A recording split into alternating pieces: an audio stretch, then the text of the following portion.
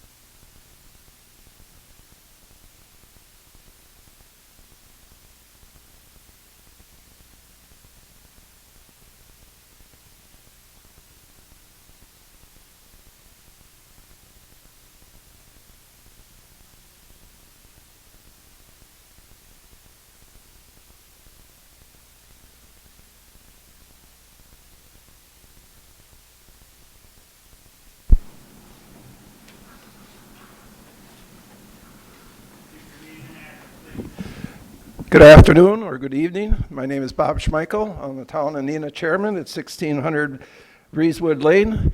I'm here to address the chair and our fine Winnebago County supervisors tonight. Most of you have seen me talk about our spirit monies. I am not going to be talking about that tonight. I support it, and the committee is doing very well. What I'm really here tonight is to talk about a resolution or a zoning change that we have in the town of Neenah.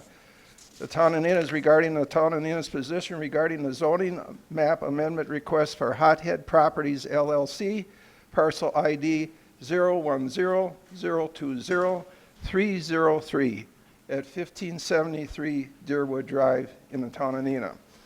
The town of Neenah Board of Supervisors passed the resolution on May 24th, 2023. The resolution was provided to Winnebago County Zoning on May 24th, 2023, and in turn provided the County Planning and Zoning Committee that. The resolution stated that the town of Neenah approved the zoning amendment if and only if the property owner agreed to the self-imposed deed restriction. This is not a condition, nor is it conditional use of the zoning amendment as per state statute. Rather, a self-imposed deed restriction that the property owner would agree to. Our attorney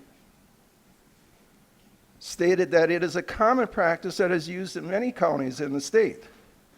If this language is unacceptable to the county, Winnebago County, or the property owner is not willing to voluntarily impose this deed restriction on the property, then based on the language of the resolution, the town of Neenah denies the zoning amendment request.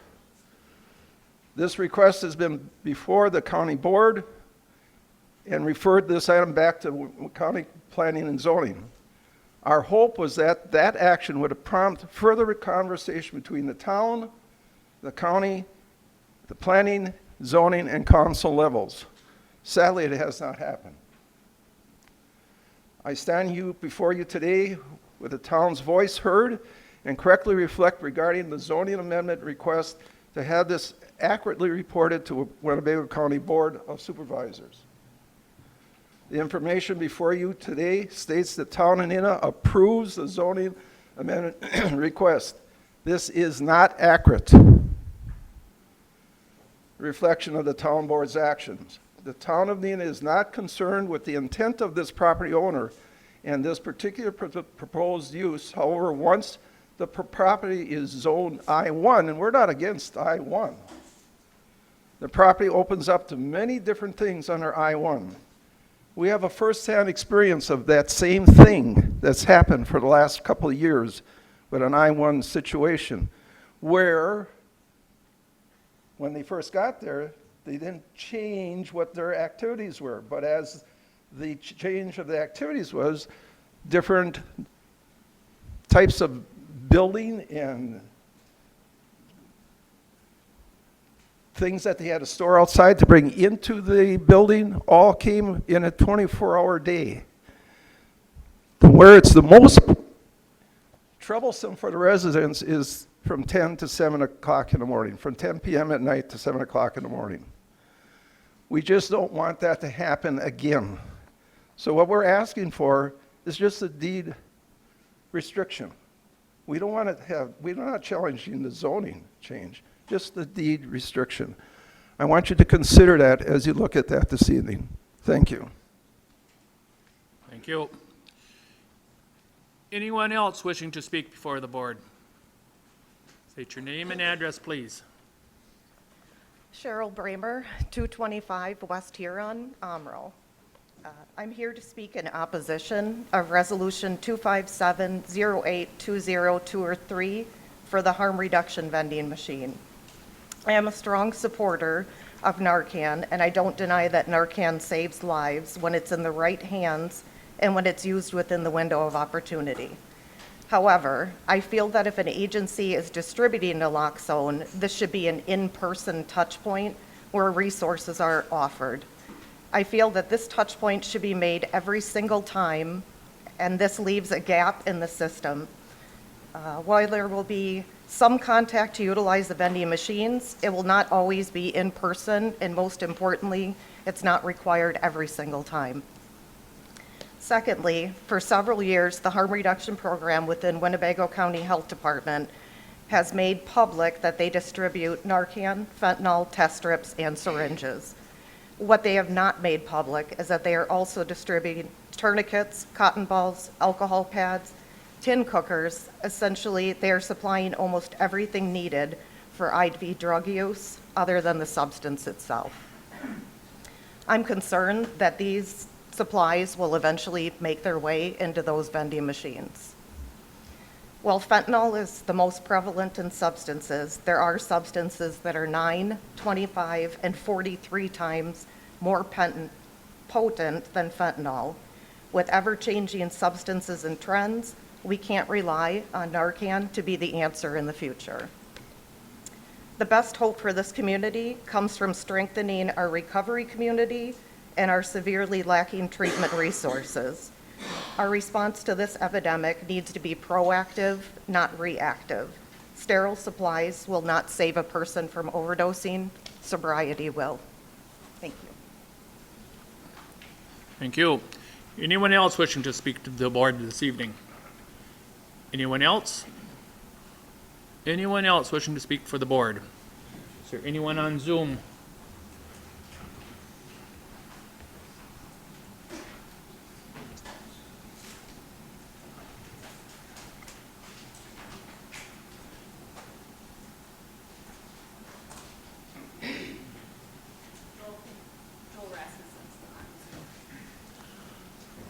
Joel Rasmussen. Yes. You ready for me? Yes, we are. If you'd like to speak before the board. Okay. Yes, thank you, Chairman Egan. Joel Rasmussen, 3550 Caden Court, Oshkosh. I'm calling and representing the town of Algoma. I'm commenting to support Resolution 258 regarding the distribution of ARPA funds of $145,000 to each municipality. As you know, you voted to approve this back in March, and it's been 5 months now that this money has not come out to the towns. This amount of money is a big deal to townships with limited budgets. We've lost a whole season now on our projects. It will cost more to do because of this delay. We'll never get contractors now anymore. You know, every resident of Winnebago County lives in one of these municipalities. This money benefits everyone in the county. As you recall, the county administration and board washed and laundered $33 million in ARPA money, so you didn't have to, quote, follow federal guidelines. I repeat, didn't have to follow federal guidelines, and you laundered the money. Yet administration has taken 5 months to put conditions and requirements on these funds for accountability from the towns and cities, and keep the rules changing. The rules changed again this week. This was after you laundered the money. This is an insult to us townships. We have no problem reporting what it is spent on. Distribute the funds, follow the original ARPA guidelines, and report what it is spent on. It's real easy to do. And this is all the auditors require. This could have been done 5 months ago. I want to commend Supervisors Eisen, Cox, and Fari for bringing this resolution forward and trying to hopefully getting this thing done. And also, the county has made almost 1.3 million. That's 1.3 million in interest on this money from sitting on it for 2 years. I hope someone on this board will make an amendment to add on the interest made in the past 5 months to this 145,000 that we lost. This would maybe help us recoup the buying power we lost while administration has been chasing their tails for some unknown reason. Please support this resolution and hopefully the added interest. Thank you for your time. Thank you. Do we have another hand up there? Okay. All right, not seeing anyone else. We'll close that part of the meeting. And we'll go on to communication, petitions, memorials, accountants, commendations. Good evening, everyone. For tonight, I have 2 commendations. The first one is for Gail Gilchrist. Gail Gilchrist started her career with food and nutrition services on February 19th, 1990 at Parkview Health Center as a cook and ended her career as a lead cook. With over 30 years of service, Gail provided our residents nutritionally balanced meals and was known for her homemade cookies. Gail's years of service for the past 33 years was most appreciated. Her Parkview family sends well wishes in her much-deserved retirement. And the other one is for Adina Dobrik. Adina started her employment for Winnebago County in 2003. She has been a respected CNA at Parkview for 20 years. Adina's dedication to Parkview and the residents she cared for was greatly appreciated. Parkview cannot thank her enough for her dedicated years of service to all the residents that she provided care for. The care she provided was extraordinary. Parkview wishes her the best during her retirement. Thank you, Adina. And that's it. Thank you. Report from committee, commissions, and boards. Supervisor Powers. Thank you, Mr. Chairman. Earlier this month, working at the Winnebago County Fair, Supervisor Connolly Hanson was telling me that he was concerned about the lack of spiritual books at the Winnebago County Jail. I checked with the sheriff to see if he would accept donations. He said he would. To date, I have found donations: 5 Bibles from Trinity Episcopal Church in Oshkosh, 8 Bibles from St. Thomas Episcopal Church in Menasha, 3 Bibles from St. Raphael Roman Catholic Church in Oshkosh, 15 Bibles from Sacred Heart St. Jude Roman Catholic Church in Oshkosh, an offer of 20 more Bibles from Blessed Sacrament Roman Catholic Church in Oshkosh, and 10 Korans from the Oshkosh Nafis Mosque on Church Street in Oshkosh. Thank you. Thank you. Supervisor Bender. I attended a NACO conference, and it was a good conference. I went to quite a few presentations on mental health, but the one that really struck home was the one on suicide prevention. You know that in the last year we lost 2 county members to suicides, and the last one we lost, I was talking to him like 3 days before this happened, and he was telling me about people posting stuff on Facebook about him and how it really was wearing on him, and he didn't know what he could do about it. And I think if I'd have went to the conference ahead of that, you know, I told him just to forget about it, but what I should have did is further elaborated to look for some basically professional help, because I'm not a professional, and perhaps if he would have went and talked to a counselor, they deal with this bullying on Facebook every day, and maybe they could have given him the guidance he needed and he'd be here today. So that's the thing I will take back most from the convention. Thank you. Supervisor Robinson. Thank you, Mr. Chairman. I'm on the ADRC committee, and we got some powerful tools here for caregivers for people that have dementia. They have a thing coming up here in Monday on September the 18th to October 23rd from 4 p.m. to 5:30 p.m. at the Oshkosh Public Library. It is very interesting that you will be able to do these things, and there's no cost for this. but it is a very powerful, so anybody, like, I have a friend that his wife has dementia, so it's a very powerful tool. They'll give you information that's going to really help a lot. Then there's another program put on by Oshkosh Area Community Foundation, and the sign-up is for virtual dementia at the Parkview Health Center at 725 Butler in Oshkosh. It'll be from 9 a.m. to noon on the second Thursday of each month. And you can register online, or if you have any questions, you can call this 1-877-886-2372. Then there's another thing that they just started, and I think this is really cool. I think that we could start doing this other than dementia. It's called the Fox Valley Purple Project. And how it works, a tube is placed in the home, providing an easy and quick access to specific information about the individual, how to best care for them in an emergency. And to try to help for this emergency, then what it does is that the police have already been informed about this, and like, you might put it in your freezer, or you might have it someplace like that. And the contents of this, there's no cost to this. They'll drop off the tube for you.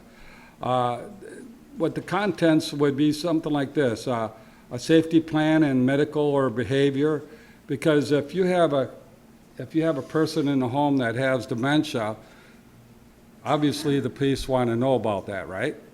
So then, for those who have dementia, a brief medical history, emergency and non-emergency contacts, a release of information so contact can be shared with the first responders in the emergency rooms and a crisis personnel, updated photos, a copy of everybody in the household, and health care power attorney. So I think that's a wonderful project. I think that anybody here can agree that that's going to really turn into more than just that. And then the other one is, the last one I have is the Fox Valley Memorial Projects. It's a MindWorks. It's Oshkosh, Riverside, Fox Valley Tech, and it'll be starting on Monday, August 28th, and it'll run on Mondays from 11 a.m. to 2 p.m. at the Oshkosh Riverside Fox Valley Tech at 150 Campbell Road in Oshkosh, room 113. Now, the Fox Valley Memorial Project will be adding additional MindWork programs on Mondays at Oshkosh Riverside Fox Valley Technical College, starting on August 28th. So all these programs are just really coming up. And then there's one other thing too, you know, I don't know if anybody knows anybody that's in a wheelchair or disability, but Winnebago County Specialized Transportation Coordinated Plan for 2024 to 2028 community meeting. It's on Wednesday, September the 6th at 2023 from 12 noon to 2 p.m. It'll be at the Oshkosh Community YMCA, the Downtown Y, in the multi-purpose room at 324 Washington Avenue in Oshkosh. And I do know somebody that is very interested in this, so it's going to be very beneficial. But if you do know anybody that's in need of that type of transportation and stuff like that, they might want to be there, because this is a plan that covers 4 years. This is just the Winnebago County part of it. And that's all I had. Thank you, Mr. Chairman. Thank you. Supervisor Flom. Thank you, Mr. Chairman. I'd like to update the board on two items. The first is that the Safe Streets Initiative met on July 21st. There were a number of things discussed, primarily a fixed process for completing the cycle on the succession process for the judge who handles drug court. So currently that is Judge Jorgensen. That may shift in the next few months here. A subcommittee will be forming on who to recommend as the next drug court judge. Then on top of that, we had some updates on the jail reintegration program, 24/7 alcohol and drug programs, the Connect program, STOP, and Teen Court. If you have any questions about that, The minutes will have some of the data available, or DA SPAR will also have that. I also would like to thank the Winnebago County Fair Board for allowing us supervisors to be guest judges for the stalls and the spaces there at the fair. I went with Supervisor Haran, and we had a great time. So I'd like to thank the Fair Board for that and all the work they do. Thank you. Supervisor Defferting. Thank you, Mr. Chair. On July 21st, the Justice and Public Safety Committee for NACO met at 9 o'clock in the morning, and I assume that you received the slide deck of all the presentations that we had. If you haven't received it, let me know, and I'll be happy to forward it to you. All of the resolutions that I included in previously, that I sent to you previously before we met, all of them have passed. One of the presentations, though, was how to utilize your Criminal Justice Coordinating Council, and our Criminal Justice Coordinating Council is our Safe Streets Committee. So it sounds to me that there was a lot of counties that have not utilized their Criminal Justice Coordinating Council, and I think that Winnebago County is really starting to use that initiative to its best ability. So I do recommend that people attend the next one, which will be on October 27th. And I also attended a mental health summit. That was a luncheon, and it was about 3 hours. And it included several fireside chats. One of them included Catherine Barger from Los Angeles County, and also Miami-Dade County and Travis County, Texas. And the Miami-Dade County one was also included. There was a trip of multiple supervisors and those within the state from Wisconsin that made a trip over to Miami-Dade County to see what they've been doing in regards to those with mental health conditions that are involved in the criminal justice system. Because Miami-Dade County has been doing a lot of very significant changes with their criminal justice system in regards to those with mental illness. And they went from, they spent $120 million, and they went from 118,000 yearly arrests down to 53,000. So they've reduced the amount of arrests and connected people to services that they needed. So I found that to be a very profound fireside chat, and I definitely intend to utilize that knowledge going forward for Winnebago County. Thank you. Thank you. Supervisor Haran. Thank you, Mr. Chairman. I just wanted to say, everybody, I believe we have had information in our email from the Extension Department. They have information on how to check your credit report. They have highlights from 4-H. They've got community development, grant writing, virtual workshop, which sounds really interesting for anybody who wants to do any grant writing. They've got backyard gardener, crops and soils, and just be aware of this, and if you can and you know people who might utilize it, go about sending it on to them. It's called News from Extension. Thank you, sir. Thank you. I know we've got two other ones. By chance, do either one of them want to speak on Zoom? Okay, real good. County Executive's Report. Executive Damel's not here tonight, so Ethan will be speaking in his place.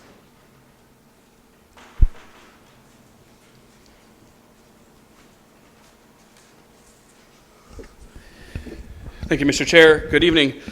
Tonight, the county executive has a prior extended family commitment and cannot attend. First, over the next few weeks, you'll see two new faces in the office of the county executive. The shared position with administration has been filled by Adam Belcarelli. Adam has spent the last several years working for the East Central Regional Planning Commission as a transportation planner. He has an interest in moving closer to public administration.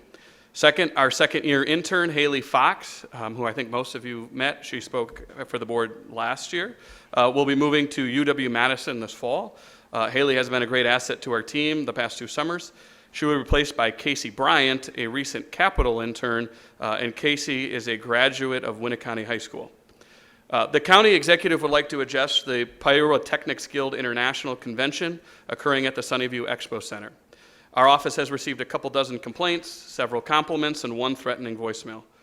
The special events and conventions attract visitors from near and far to enjoy all that Winnebago County has to offer. The community hosts thousands of special events each year and works hard to communicate with event organizers to ensure that the special events have an overall positive effect on our community. This is actually the third one-time event that has occurred on county property this year. Whitman Airport hosted a student aviation competition in May, and also in May, Sunnyview hosted a Oshkosh Corp-sponsored student Baja races on the Netzer property. The Pyrotechnics Guild International organizers obtained appropriate permits and allowances from the City of Oshkosh, Town of Oshkosh, and Winnebago County to bring the conference to our community. The approval of the permit was discussed at public meetings at the city, town, and county boards in December of 2022 and February of 2023, and they went through the appropriate channels. As with any event, PGI will be allowed to continue their event as long as they adhere to the conditions of the event permit. So far, launching has concluded on Saturday at 11:30 p.m., Sunday at 12:30 a.m., and Monday at yesterday at 11:10 p.m., well within the 1 a.m. permitted time. The county executive has requested that Parks Director Adam Briest or me be on site until the last firework is shot each night. So I'm going to leave early tonight because tonight is my night to confirm when the shooting lanes are closed for the evening. Over 3,000 members of the public attended, volunteered at, and helped coordinate the public fireworks displays on Sunday night. And the next pyrotechnics performances will be public one will be Friday the 18th. Gates open at 6 p.m. with fireworks beginning at dusk. Tickets are available through the County Parks Department website or the Oshkosh Convention and Visitors Bureau. We are expecting over 6,500 attendees to sell out the event. We are also looking for volunteers, so please reach out to Adam Briest in the Parks Department if you, the county board, would like to see the show or to volunteer. There has been concern that is some wildlife. Prior to signing the contract, county staff and Land and Water, Parks, and other departments conferred with the DNR and Federal Fish and Wild Game to ensure minimal disturbance to the wildlife areas, and we were reminded that urban wildlife such as deer and birds living in the areas around Sunnyview are resilient and adaptive. There are nesting birds near Sunnyview, and the requirement is that if the fireworks are further than 330 feet away, no disturbance permit is required. There is no shooting of any nest that's closer than 750 feet for the osprey and over 1,500 feet to an eagle nest. Sunnyview staff and the Winnebago County Fair Association should be commended for their quick work on turning the fair grounds around for PGI. The fair was another success. And if you have not seen the picture of the 5th place tractor puller County Clerk Julie Bartles, we're happy to resend you that and more. Lastly, is 5th right? 5th is right? Okay. Lastly, she's going to be mad at me for putting that in. I walked to the fair office on Friday and I said, Julie, we emailed your picture to every county employee, and her face dropped. And then later in the night, I was told they actually confirmed that I did send it, and her face dropped even more further. So lastly, the second County Employee Family Night is next Tuesday, August 22nd at 5 p.m. at Sunnyview Expo Center. Haley, our intern, and a team of employees have planned the event. I think she is still looking for volunteers, but particularly county board members attending and thanking our employees for their service to our community is important as well. So those are the updates we have today. Supervisor Hran. Thank you, Mr. Chairman. I'm just curious as to what's happening with the 920 building. 980. 980. They broke ground. There's some pavement for curbing in, but they're doing site work right now. So the city delayed some of the permits. We worked through that, and they have officially broken ground. So you'll see if you go by there, there's site work being done. Thank you. Supervisor Hanson. Thank you, Mr. Chairman. I'm a little disappointed that I didn't hear an update on the commission for the Spirit Fund. I'm going to ask the direct question, what has been the county executive's involvement with that commission? He's the co-chair of the commission. I understand. Beyond that, what is it?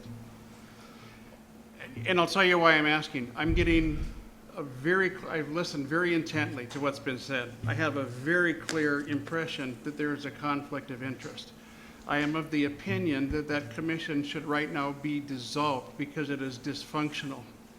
I do not believe anyone from the county executive's office should be on that, what I think should be a committee. Nothing's been done, and we've heard it. I think it's time to make a change, and I would like an opinion from the county executive's office on that. We're happy to have that conversation with you, Supervisor Hanson. I'm here now. Well, we'll schedule a meeting and have that conversation. The county executive is the co-chair, and so he is not, other than the projects which the commission received an update on with outdoor recreation, he's not put his thumb on the scale at all related to anything that's not a county project. And so the commission, you have commissioners here on that body. They requested to see what the needs of the community were. That's occurring. And the report was given last week, and that there's other commissioners who are on the board. So if you want to have a conversation with the county executive about his conflict of interest, we're happy to do that. I can't answer those questions, but we're happy to schedule a meeting. Don't think we need a meeting. I think it's time to change that to a committee. I don't think anyone from the county executive should be on that committee as it is restructured because of the volume of projects that were presented last time on the spreadsheet that I saw. I don't see a reason for the Citizen Review Committee to continue at this point because there's plenty with still nothing being advanced. So that would be what I would say in the meeting, is it's time to change it to a committee rather than a commission because the rule structures are different, and it's time to move on. Supervisor Dowling. Thank you, Mr. Chairman. I was hoping John would be here, but I will ask you the questions as well. My questions do pertain to the ARPA committee as well. I personally submitted 4 applications in February of 2023, and those were, as I'm told, lost. Could you explain that? And also, I'd like an estimate of how many other applications you think have been lost in the process. Yeah, so you submitted those applications to the board members that are on that commission. They didn't get forwarded to us, and we didn't include them in the review. So we did, or I think they did a search for if there was others, and they didn't find any today, but we're continuing to look. The county executive did not receive the applications. They weren't emailed to him by you or the other board members that you emailed them to, so they weren't included in the Spirit Fund panel review. Okay, they will be forwarded to them to be included. Wonderful. I did want to point out that at the time I emailed everyone, the Spirit Fund email had not been created yet. That's correct. Wonderful. Second question, as I have also been watching the ARPA commission meetings, I can't help but notice how many times you seem to interject and talk throughout the meetings. And I don't see that you hold a standing position on the commission, nor are you an elected official. So could you explain that? The chairman's, I request permission of the chairman to speak, and they allow it. Sounds a little disorganized, but thank you very much. Supervisor Bender. What I'd like to see, like how Beth had a spreadsheet where all the nonprofits had their projects and how much money they were looking for. I know the county departments have turned in a lot of projects, but I've yet to see any of those projects. And for me to know if I want to give money to a nonprofit, I need to know how many projects were turned in and how much they are for. I know the Parks Department, we turned in at least 3 of them. I asked people on the commission if they've seen them. They have never seen them, and I know other departments. would it be possible for you to prepare a spreadsheet like Beth did, so we could see all the projects that were turned in from the different departments and how much money they're asking for, so we would know what we're looking at for county projects versus basically maybe some nonprofits? That might exist, and we can take a look and see if we had it. The best place to look on the county website and has been shared is the commission has looked at kind of the planning document and has buckets within the government projects. So outdoor recreation, airport, Parkview, deferred maintenance. There's buckets currently there of how much the commission kind of has looked at for each of those different things. And so those things are in there. But I know when we submitted them for the parks, we submitted them for a certain project. Yep. You know, and I guess I'd like to know what the projects are, not the amount of money. Parks I and would like to know what the projects are that other departments submitted for, so I could basically, in my mind, know, am I gonna support this or am I not gonna support it? You know, asking for $3 million for the highway department, if they don't tell me what they want the money for, how could I possibly know if I'm gonna support it or not? You know, I need to know, they turned the paperwork into you with basically a goal of what they wanted the money for. And just like the nonprofits, they listed what they wanted the money for and how much they wanted. It shouldn't be that hard to put that on a spreadsheet for each department so that we can see that, you know, like, I know we probably turned in $5 million at the Parks Department. I know we're not gonna get it all, but I'd like everybody here to see what we're asking for, you know, so they can determine if the 30-year-old playground equipment is worth replacing, because either we're going to replace it or we're going to take it out, because we're not going to wait for some kid to fall and break his leg, because life expectancy is done, you know, and we're looking for money to replace it. But they don't realize if it's $1.5 million for the basically outdoor, they don't know what we're going to spend that money on. So they're going to basically say, well, we're going to give you $1.5 million, spend it on what you want. No, they want to know what the projects are, and that's what I want to know. So I mean, it would really be helpful to me if you could break that down. Yep, in parks in particular, Adam is currently working on the comprehensive outdoor rec plan, the community park master plan. We're working with some stakeholders on the Wheel Wash Trail to assemble kind of as many of those projects as we can. We're working with GIS as well. We had a meeting yesterday, and they're going to create a story map and almost like a facilities condition assessment of the Wheel Wash Trail. Wanted amenities, for instance, you may know they want a bathroom at Breezewood. Same thing with the boat launches and community park. So that's all part of the process. And Adam is currently working through that to get that in front of the commission. That's what he told the commission last week. So yes, we can get you the projects that the departments are looking for. And in parks in particular, Adam is getting pretty aggressive in looking at what the actual needs of deferred maintenance and other things of the park system are, and what do the community want? Pickleball and more soccer fields, more rugby fields, different baseball accommodations, new playgrounds, new pavilions. Those are all things that we've heard, and so that you can prioritize what do you want to do in the park. So we're trying to culminate all of those things. You know, it would just be helpful. I toured the Christine Ann Center. It's a great organization. I would like to see them get some money, but I'm not going to give any money to any nonprofits till I know the needs of this county. Okay. Supervisor Robinson. Thank you, Mr. Chairman. Yeah, I just want to talk about these fireworks again now. You know, since I got quite a few people that has given me a call in my district complaining, are we going to do anything about the complaints, and how long is this contract that the city do it for? Just this year or next year, or? Yeah, they only have a permit for this year. They only have a contract for this year. So there are no planned future PGI conventions in Winnebago County. Okay. So that basically there's nothing you can do about the complaints this year, obviously, because everything's already been approved by everybody, right? What we're doing is we're making sure they're not shooting past 1 a.m. We're making sure they're not starting before 4 p.m. And we're making sure that the permit with the city is there. Typically, the city permit's enforced by the city, but it's our property. So the county executive has said we need to be there until they're done. Thank you. Not seeing anyone else, I thank you. Thank you. County Board Chairman's report. Supervisor Buck and Supervisor Eisen asked to be excused this evening.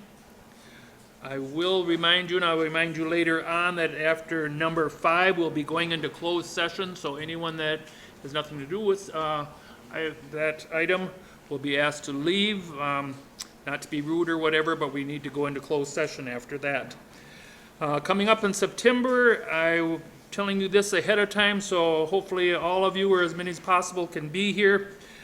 We will be talking with the two ad hoc committees, the per diem and also the ones on the committee.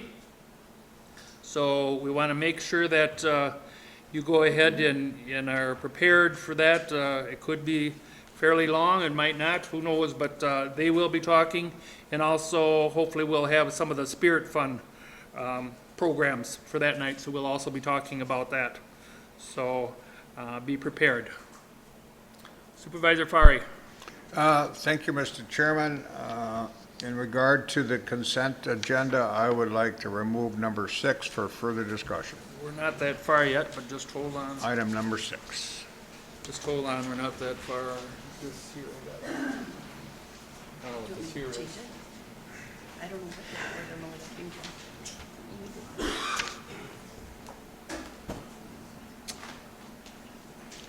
6 report first. And item number 7, if I might, Mr. Chairman. I'll repeat that, number 6 and 7. Just hold on, Sure. we're not to consent agenda yet. I don't know what you I pushed Fari's name, see what he did? Did I get too far ahead of you? I thought you were done, Tom.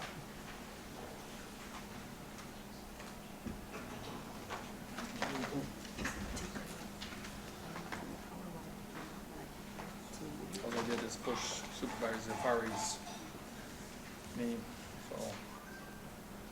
Oh, nothing to it.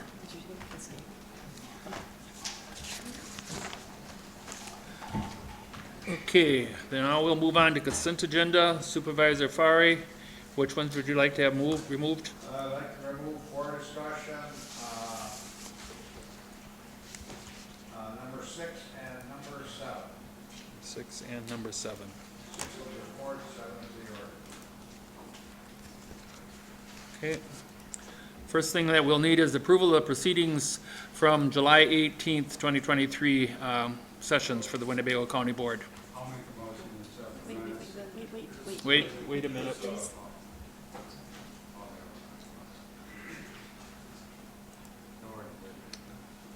Chuck got too far ahead of us. Is it just number 6? Nice that you got far ahead of us.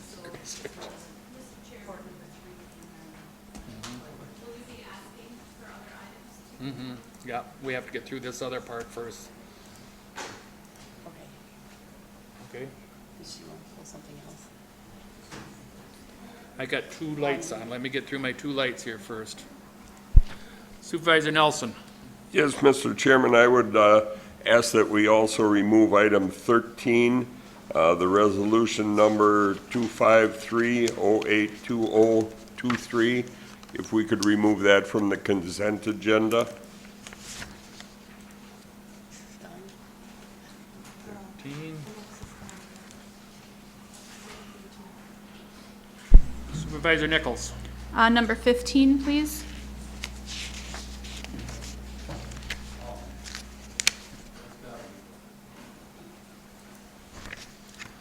Okay, from the consent agenda, as of right now, we've removed 6, 7, 13, and 15.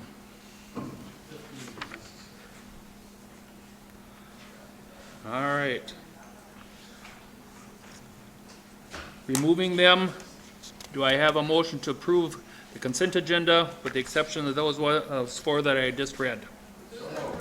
Is there a second? Did I hear a second? Motion made and seconded to approve that other than the 4 that I had mentioned. All those in favor signify by saying aye. Aye. Opposed, say nay. Carried. Next we'll go to item 6, report number 003, Hodhead Properties, Town of Neenah. Supervisor Hintz.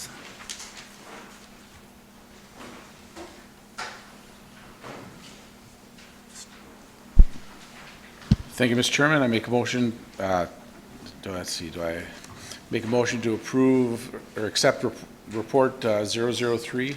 Do I need to do just the report on its own and then the?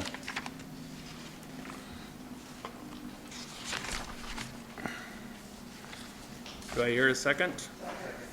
Motion made and seconded. Supervisor Fari. Thank you, Mr. Chairman. I would request that the zoning administrator explain the position of the zoning department based on the comments made by the chairman of the town of Neenah. Obviously, we have a conflict, so I would like an explanation of that. We can have the zoning administrator if you'd like to. Otherwise, corporate counsel was also in on that meeting when it was discussed. So, That's Carrie, sufficient, you want to whichever. come up? Maybe I can give you some clarification. To step back, on May 15th, 2023, there was a public hearing regarding Hothead Properties zoning map amendment application. On May 22nd, the town board passed a resolution approving the zoning map amendment application. On the resolution that was passed by the town board approving the zoning map amendment application, there's a typed statement in the other section of the document that states, quote, recommend approval if and only if the owner self-imposes a deed restriction on the property that is enforceable by the town of Neenah to prohibit outside storage on the personal property, extend the landscape screening in front of new structures, and maintain existing screening along Deerwood Drive.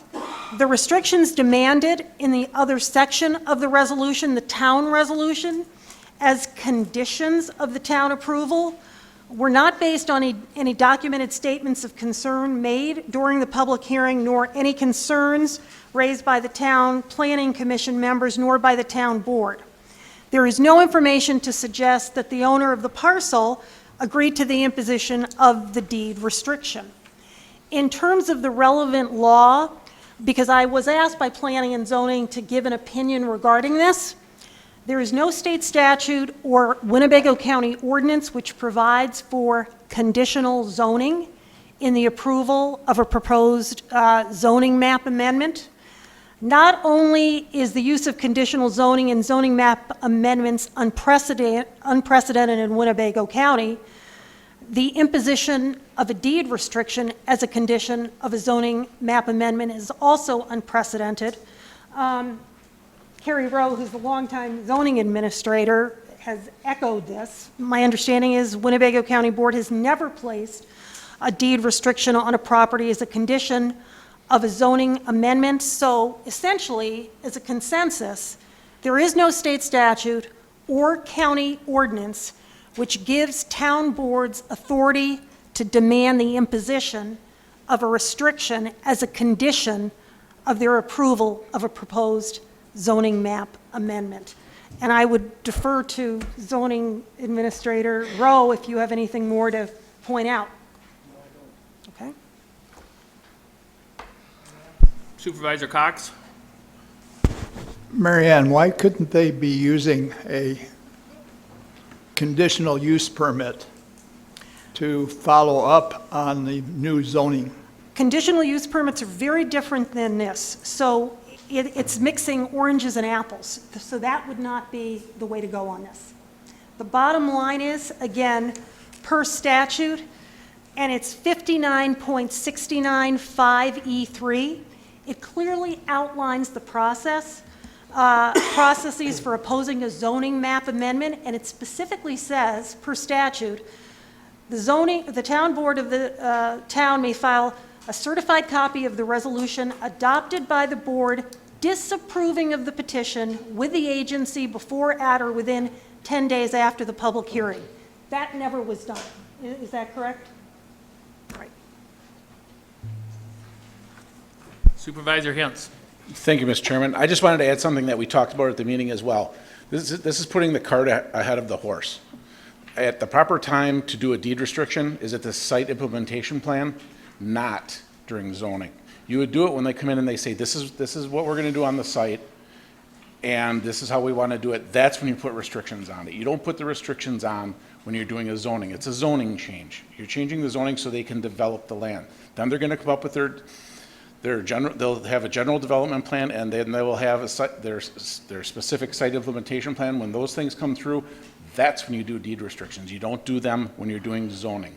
That's how it is at every level in the state. Am I right on that, Carrie? Supervisor Hanson. Thank you, Mr. Chairman. Thank you, Supervisor Hintz, for clearing that, and Mary Ann. I hear what is being said by Town of Neenah, and that causes me concern. I do agree with what you said, that we need to be cautious on government mandating something. Is that what I'm getting, is what's happening? Well, what I'm looking at, based on my interpretation, and you can have 100 attorneys and have 100 different opinions. Certainly. But per the statute was not followed. So therefore, I think everything that the zoning board did was appropriate. For my more simple mind on this matter, would either you or Supervisor Hintz clarify then exactly what the dispute is in advancing this? You can go ahead.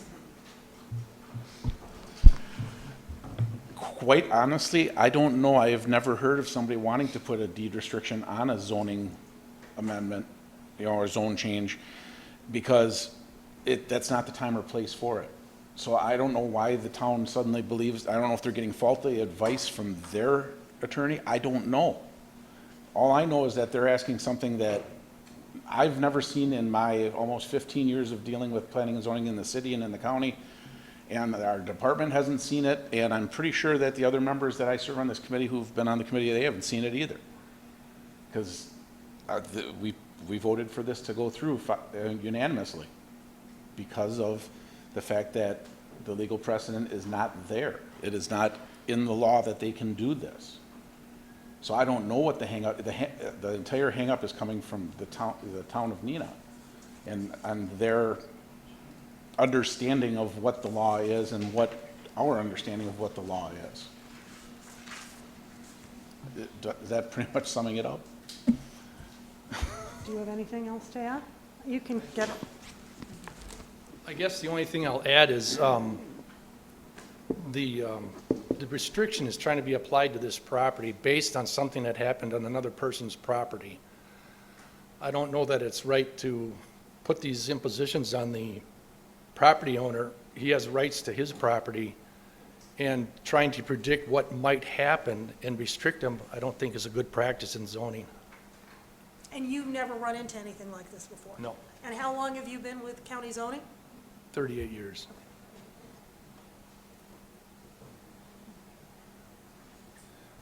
Supervisor Fari. Thank you, Mr. Chairman. I do not doubt the disposition of Corp Counsel, the zoning administrator, and the chairman of that committee. But I think because we have a very obvious stern conflict between the position of the town of Neenah and obviously the recommendation and position of our zoning department and the committee, would it not be proper to refer this back to the town of Neenah for, to give them an option to reconsider their position? Has that been considered?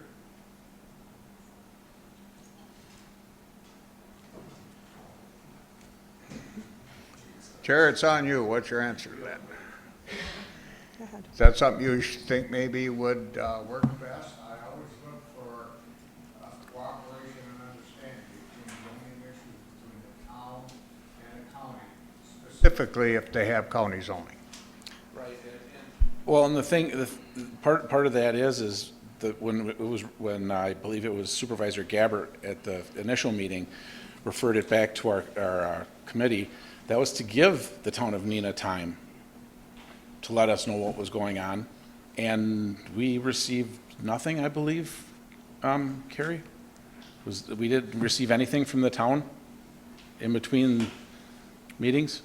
We received correspondence, but that couldn't be introduced at the Planning and Zoning Committee meeting because... The record was closed. Right, the hearing was closed. So they did not have an opportunity to address it.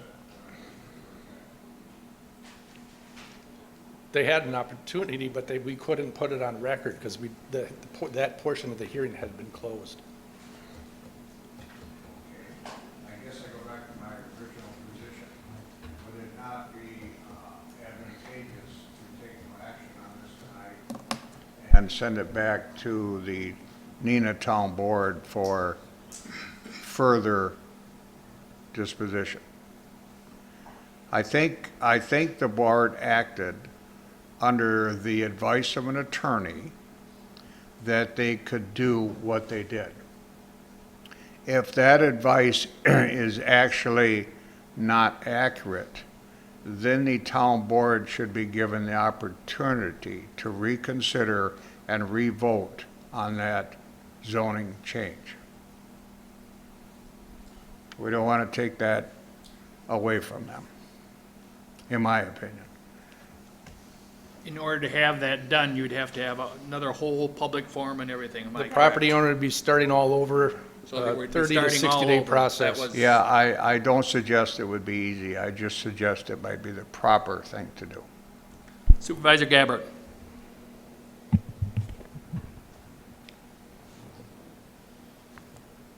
Okay, so here's my take on this. We had a viewing, which is normal. We had a public hearing. No one from the town of Neenah came to that hearing. There was a letter with a resolution from the town of Neenah with those conditions. So since I've been on planning and zoning, we've never had a zoning change request with conditions. And we had corporate counsel at our committee meeting who quoted the state statute 5969.3, I believe she said. And that is only her opinion that there is not conditional zoning in the state of Wisconsin. I understand what Supervisor Fari is doing, but if you send it back to the town and they come back with another document to the committee, we can't enter that into our conversation because I would think it would have to go back to the committee for a second time. And if we don't have a public hearing, what you just heard from Carrie Rowe was that you can't enter evidence into a deliberative meeting because the time for that was a public hearing. So it almost appears to me like you're looking at starting all over with this. And I'm not sure why we need to do that. We have done nothing wrong here. We have followed statute. We have listened. We were told no conditional zoning in the state of Wisconsin. So if you give it back, and you wanted to do that last time, I understand that, to the town of Neenah, they can write letters, they can email, but it cannot, and I want corporate counsel to verify this, it cannot be entered into evidence because it's got, when the town of Neenah gets done, where is that information going? It shouldn't really skip and go to the board, but I want a clarification. The only way it could be admitted is if you start over, as you've alluded to. In other words, if there's another public hearing, in other words, you start from ground one. But again, that would extend the timeline way out. And I'm kind of concerned about the property owner. I'm more concerned about the town because you know I'm a town person. But I'm worried about the property owner. He's already been sitting and waiting since May. So he's been held up, which I know that's part of life. But I thought you were going to say we would start all over again and have another public hearing and have that information read in, which is all good. But if it turns out to be the same information, we'll probably react again because we've already done this twice with the information we had.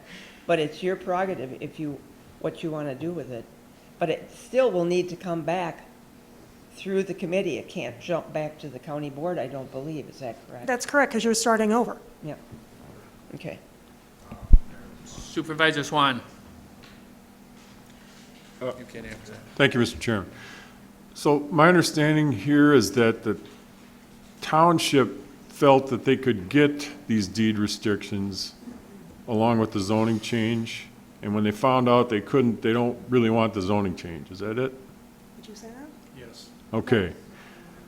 But isn't it acceptable to go ahead with the zoning change and just as a township handle, the development process? You can restrict that parcel at the township level after the zoning change, and it would theoretically never be developed if you didn't want it to be, right?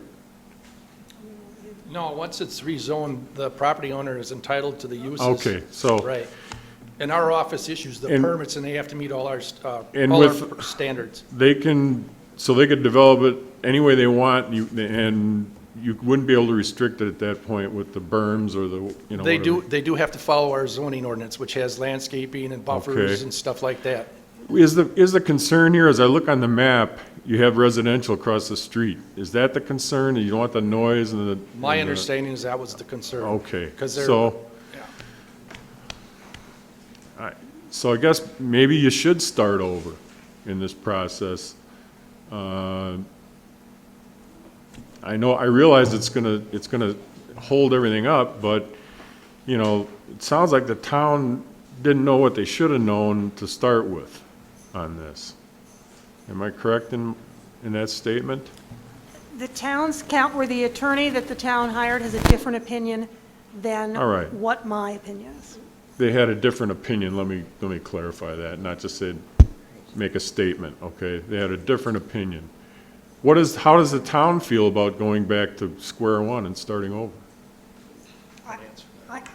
And they can't speak to that right now because the public portion is closed.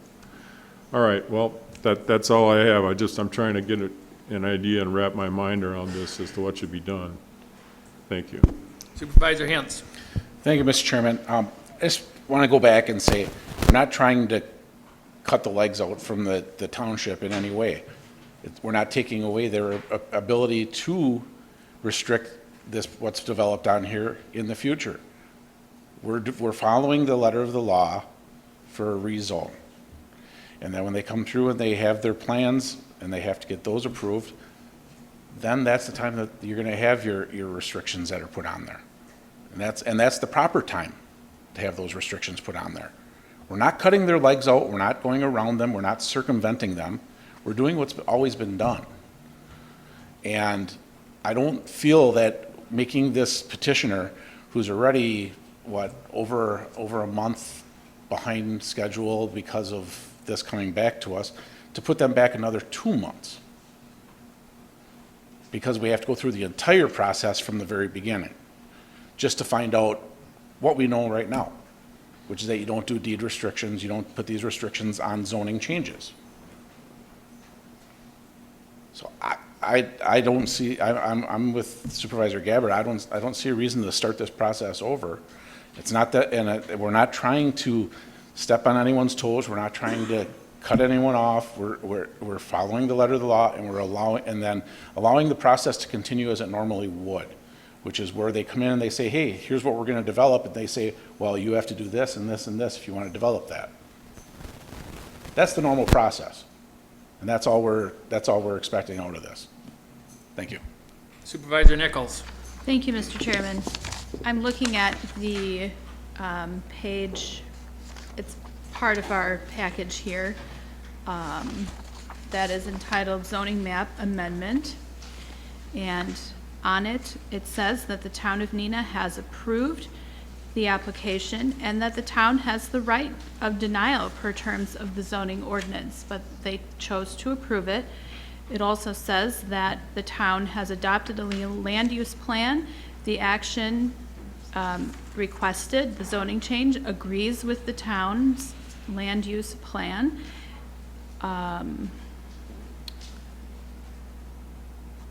And so my question, and Corporate Counsel Mueller is telling us that the law has been followed here by the County Planning Commission. So my question is, are there ramifications for Winnebago County if this board chooses to deny or not move ahead with the zoning change when everything has been done according to the law? Could the property owner take action against Winnebago County? No, they could not. Okay. But the property owner will obviously, his or her timeline will be delayed, as Supervisor Gabbard referenced. And I think as Administrator Rowe indicated, you know, we try to follow the law. And if you make an exception in one case, what does that do for the future? That's the concern I have. Thank you. Supervisor Fari. Thank you, Mr. Chairman. Respond to a couple of comments. I do not make any accusations at all, sir, in regard to the process. In my opinion, the town of Neenah, they are very knowledgeable in the zoning process. However, it's obvious that when that board met and they voted to approve the zoning change, that was done at the advice of an attorney that they had hired who said they could impose conditions. Now, obviously, I think that's wrong, and I appreciate the Corp Council's opinion, but shouldn't they be given the opportunity to re-vote based solely on ill advice from an attorney on that subject? That is my point. I mean, if a board is making a decision and an attorney incorrectly advises them, and they find out later on that that's not good advice, shouldn't they have some options? That's the peril here. That's the issue. You know, we all take advice from our attorney, just as you're giving tonight. We depend on that being correct. And if it is incorrect, what is the option of a town? That's my point. Supervisor Ellenberger. I would like to call the question. Motion made and second for calling the question. All right. Is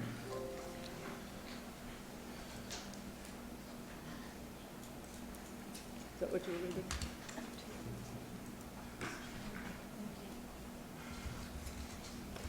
All those in favor of calling the question signify by saying aye. Aye. Opposed, say nay. Carried, 1 no. Let me catch up. Yep, I'll wait for you now. Okay, so now you're gonna vote on, you wanna do it by roll call, or do you wanna voice?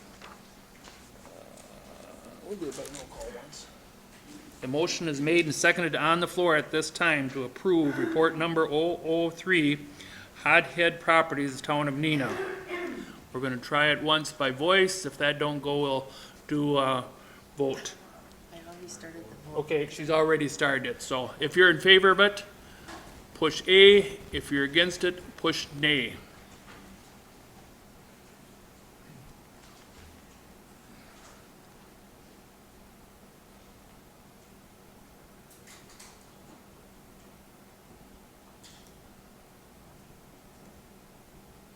Yes. And that passes. Number 7, mandatory ordinance number 0800323, rezoning from B3 regional business to I1 light industrial for parcel number 010020303. Supervisor Hens. Oh, I've got to make sure I have the right numbers in front of me. I make a motion that we pass mandatory ordinance number 0800323, rezoning from B3 regional business to I1 light industrial for parcel number 010-0203-03. And it's seconded by Supervisor Bain. Yeah, 17. You want to just pass 6? Not seeing any discussion. All those in favor signify by saying aye. Aye. Those opposed say nay. 1 nay.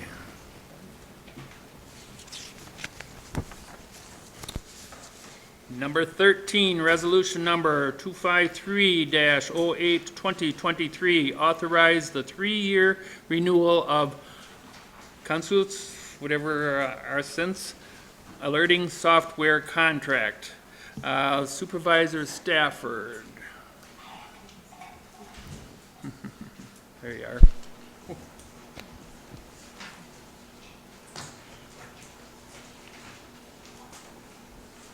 Sorry, Mr. Chair, just give me a second.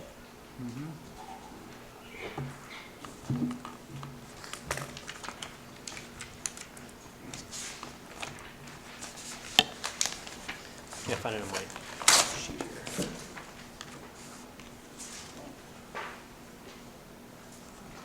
Ah, that's fine. All right, thank you.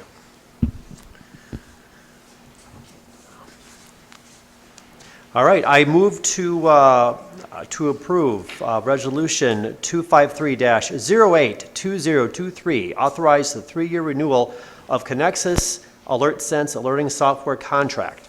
That's seconded by Supervisor Flom. Supervisor Nelson. Yes, my concern, I'm assuming this is the software that allows you to alert everybody onto their cell phone. Am I understanding that correctly? Supervisor Stafford, can you answer that for him? Yes, it does. Okay. And I really have no problem with that. When we had the wind squalls during the battle on Bago, I happened to be at a Friday night fish fry. Every phone in the place went off. It's awesome. I'm all in favor of it. My concern is in Winnebago, we have 2 god-awful warning sirens, one right above the Piggly Wiggly, one right above Critters. When those sirens go off, everything stops for at least a minute or 2. You cannot conduct business, you cannot do anything. I don't believe if you're a half a mile or a mile away, you can even hear them. If we have this software, we have this technology, when do we give up on those antiquated sirens? And I'd love somewhere to find out how much money we spend on them for maintenance and cost and so forth. In Winnebago, they just work too dang well for most everybody that lives there. If there's an emergency, everybody now, if you're 6 years old and up, has a cell phone.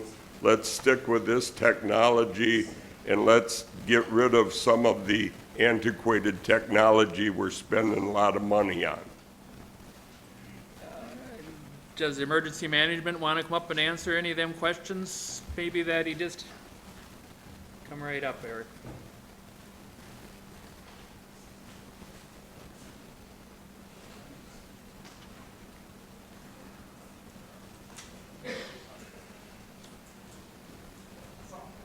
Good evening. Was there a specific question that you wanted an answer to? I just want to make sure I don't miss anything. Well, if you can give us a ballpark, how much money are we spending on those sirens? And do you really think they're absolutely necessary if we have this type of technology now available to us? I'm gonna just clarify a couple things about this contract first, if that's okay. Yep. Okay. This contract is for our alerting software. It has 2 phases to it. One of them we talked about last year with our iPause notification. That's a reverse 911 system. That gives us the ability to ping every cell phone within a polygon, right? The other part of this system is our AlertSense. It gives us the ability to send emergency alerts to landlines and to subscribers. It also is a tool that we use for our internal teams. The Sheriff's Office uses it pretty heavily, Oshkosh Fire, Oshkosh PD. A lot of our response agencies use this heavily to communicate to their teams. Hey, we're activating a SWAT team, for example. So that's the purpose of this software. When you're talking about the alerts for weather, Typically, those are coming from the National Weather Service. If you're a subscriber to our Alert Sense, you would get a notification when there's a watch or a warning that's issued. But if you're not one of those subscribers, that alert you're getting is from the National Weather Service. So there's a lot of different systems that kind of feel the same, but they all have different regulations to them. Amber Alert is another one that we don't issue. There's some federal guidelines on how those are issued, but it comes to your phone the same, right? So just wanted to make sure that's all clarified before I get into the rest of these questions.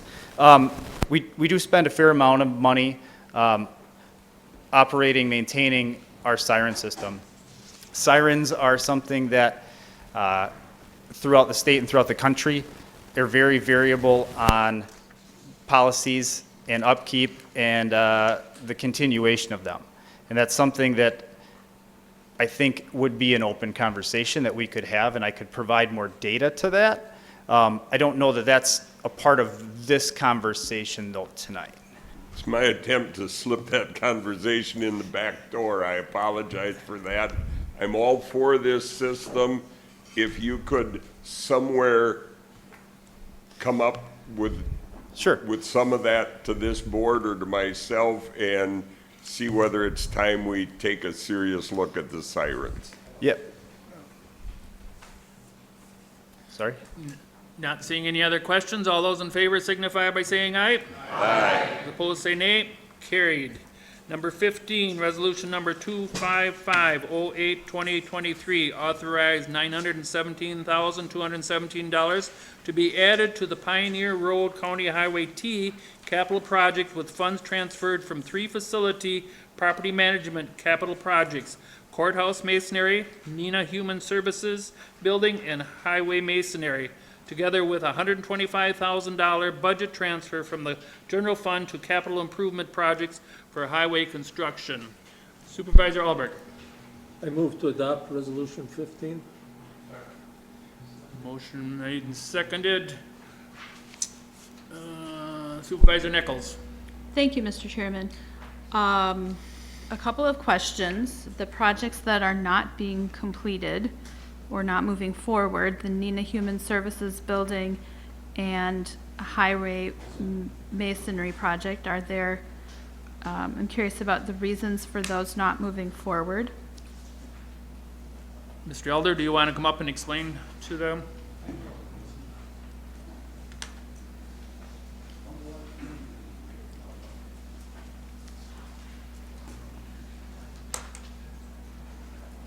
The Neenah Human Services roof project came in over budget, so that is going to be deferred and looked at with all the other projects that we've got with the facilities condition assessment. The courthouse masonry project has been completed. That is just funds that we came in well under budget with that. And then the highway masonry project has been rolled into their office reconfiguration and mold remediation project. Okay, thank you for that. And then I think my other questions are for the highway department. Is this contracted work or in-house work? Bob's coming right up.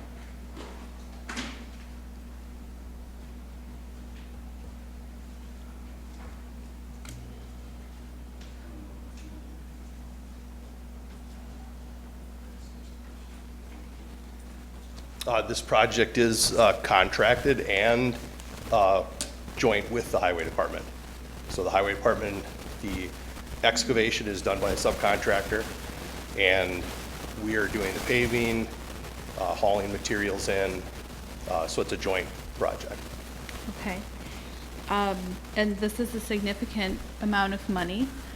So can you just help me understand how a project goes almost $1 million over budget?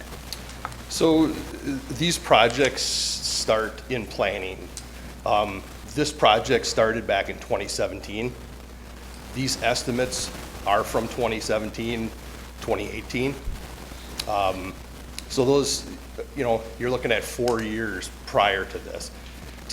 Years ago, those estimates always held through that time till the construction happened.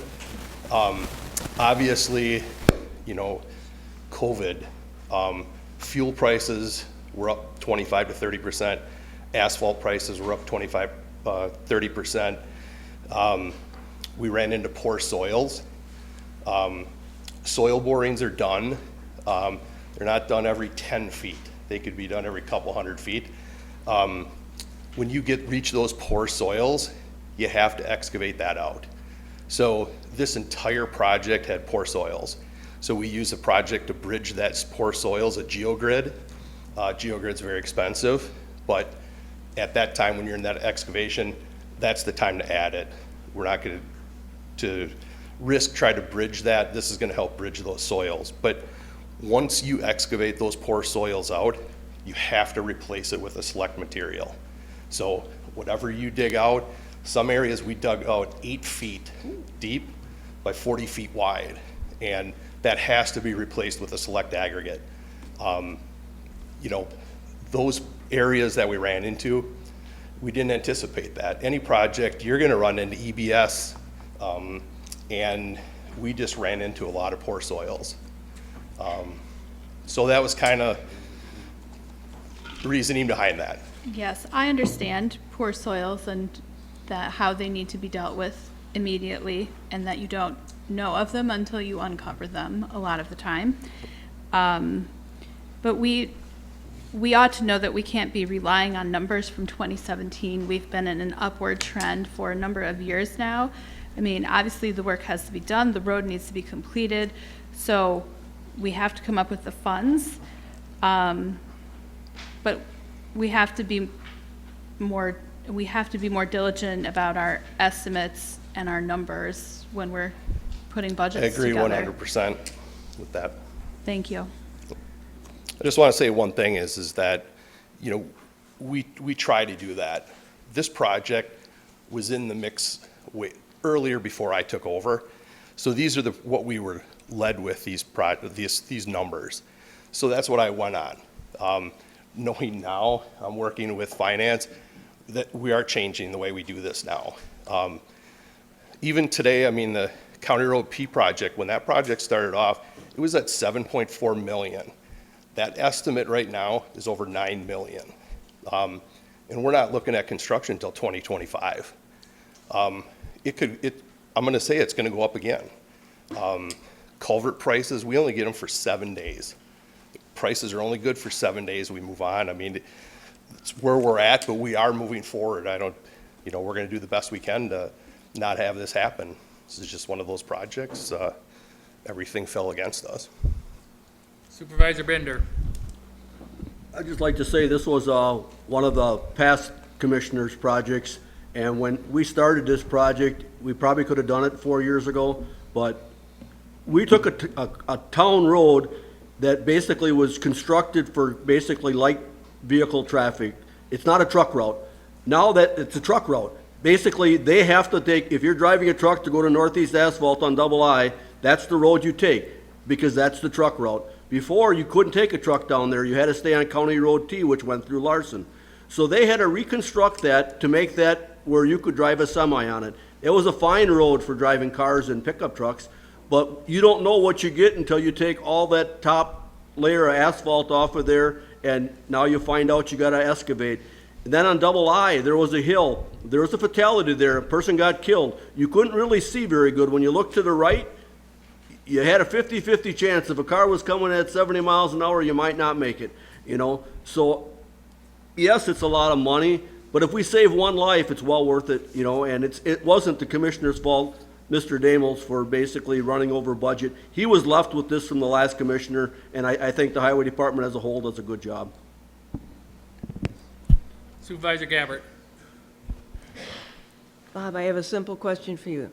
When you have a road project, as in other construction projects, does someone do soil testing to see what's down there, like a So reconstruction projects, yes, we will do soil borings, yes. Okay. So does that help you at all determine what's down there? Yes, I mean, unfortunately, they may be done, you know, every couple hundred feet. Okay. And a lot can happen within that Right. horizontal distance. So we knew there was poor soils, we just didn't know the extent of the poor soils. So then my next question is a little bit facetious here, but, so if we didn't have all these places to take this money from, this money would have come out of our general fund then to finish this road? I'm assuming, Yeah. I'm assuming that's what it was, yeah. I mean, I'm not pushing blame on any, I'll take No, full no. responsibility for this, but this is just one of those, these are unforeseen. Right. If I could have saw this and that, I would have gladly came, and it's just one of those that, But to rebid this at this point is silly. And No, I now mean- we've got another one coming up that you're forecasting is gonna be over. So I'm not sure where we're gonna find all these funds, but we have to keep our infrastructure right. pulled together, so, okay, thank you. So we talked, just to touch on that County Road P project, we were over budget. We were able to secure $2.7 million of bill money to cover those. Okay.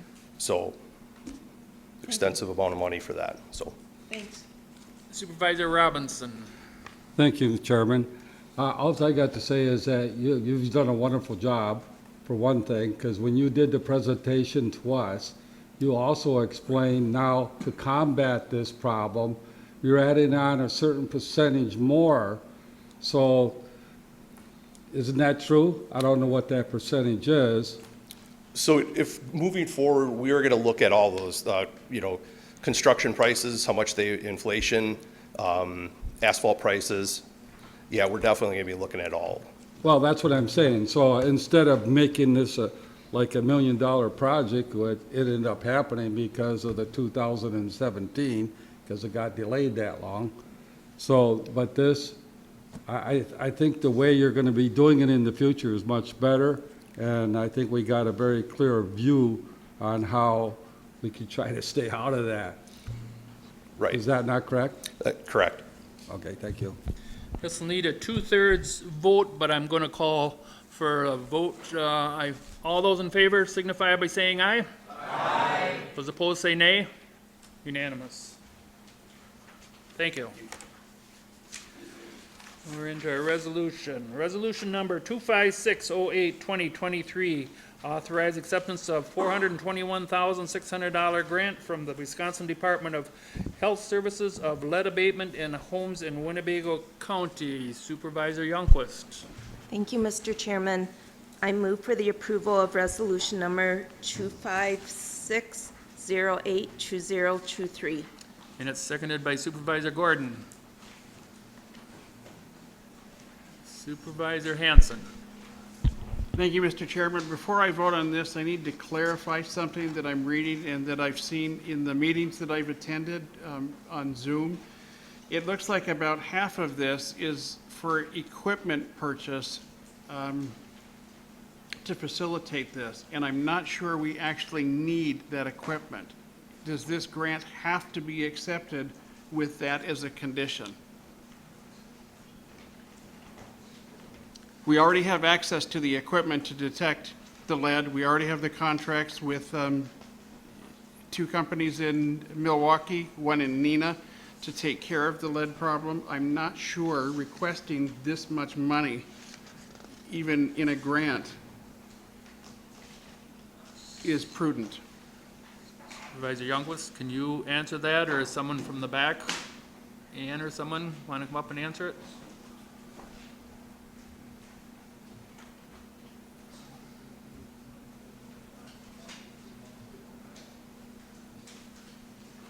So the number you're questioning is the $191,000, is that? Correct. That's Okay. for an equipment purchase, is that correct? No, that is actually the supplies that the contractors purchase for the, when they have to replace the windows or the doors or the woodwork or something like that. That is the contractor's supplies. So that's the cost for when they do the remodel of the house. It's the materials. So then what's the other contract services then for the 190? The 191? And I'm okay Oh, with the you bottom one? I'm okay That's- with you telling me that Yep, I'm the wrong, bottom one that I is the la- misheard that I misheard what was being discussed. Yep, the bottom one is the labor to pay for the contractors to do the work. The 190,000. So this does not, because I've heard in the discussion that you want to purchase some new equipment. That's been purchased already. And that was an XRF machine. So that was purchased already. Was that done with grant money? Correct. Just when did the board approve that? I'm not remembering the specific equipment purchase through grant money. When did the board approve that? When did we purchase that?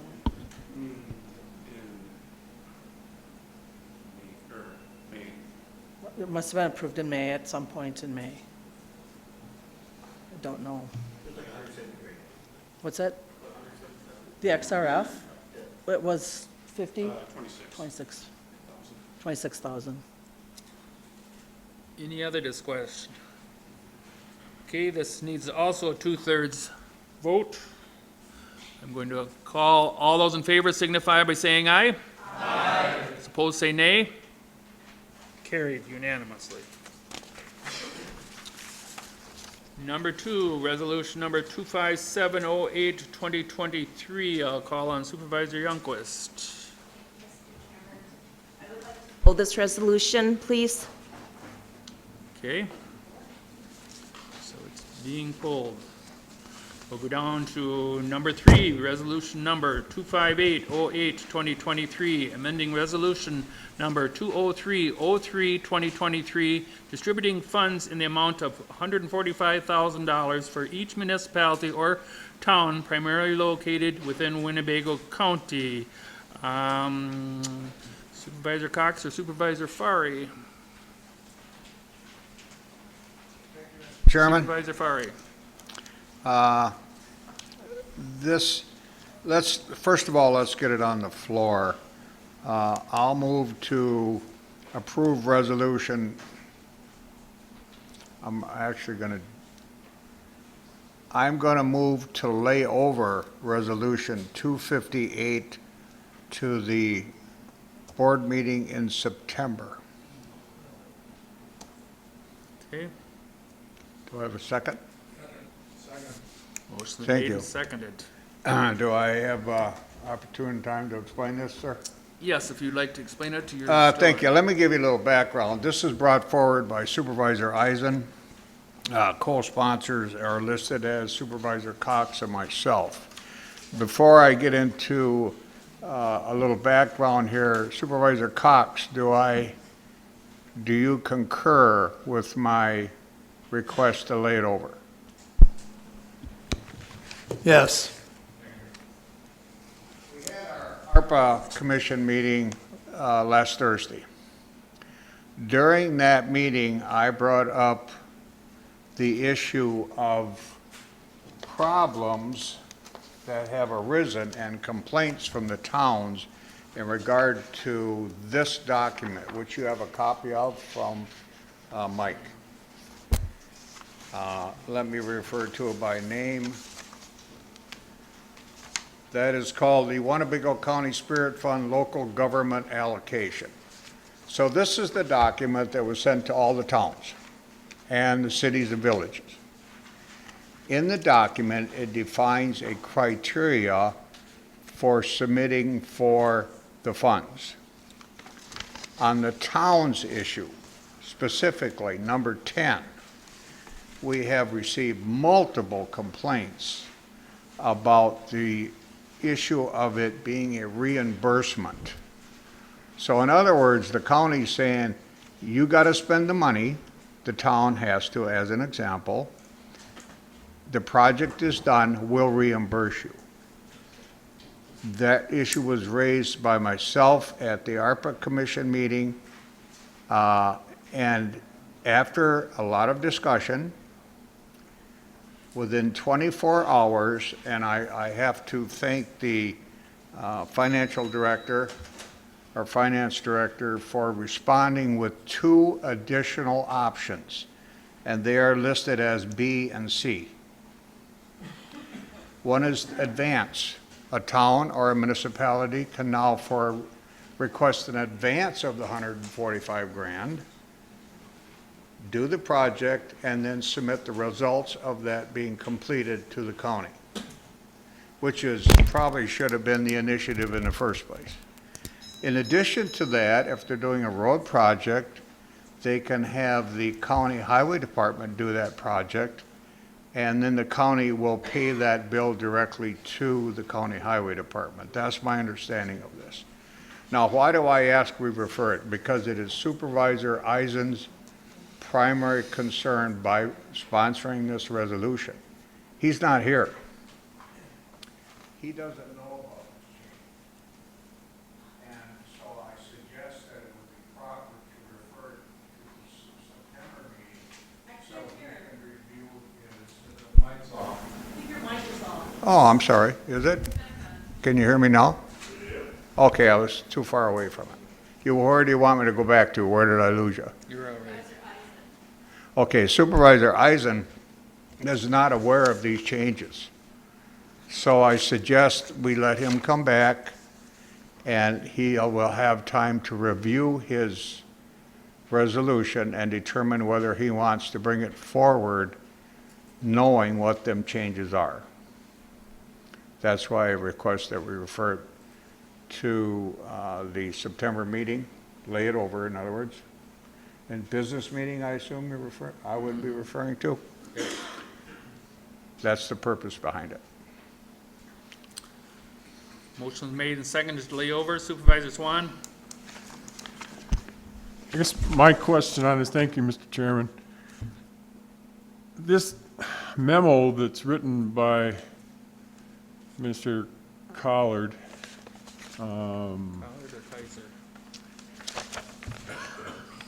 does this become a rule that's attached to the resolution? Is that what it is? It's a rule that they have to follow, the townships? Mr. Kaiser, would you like to come up? That's my first question.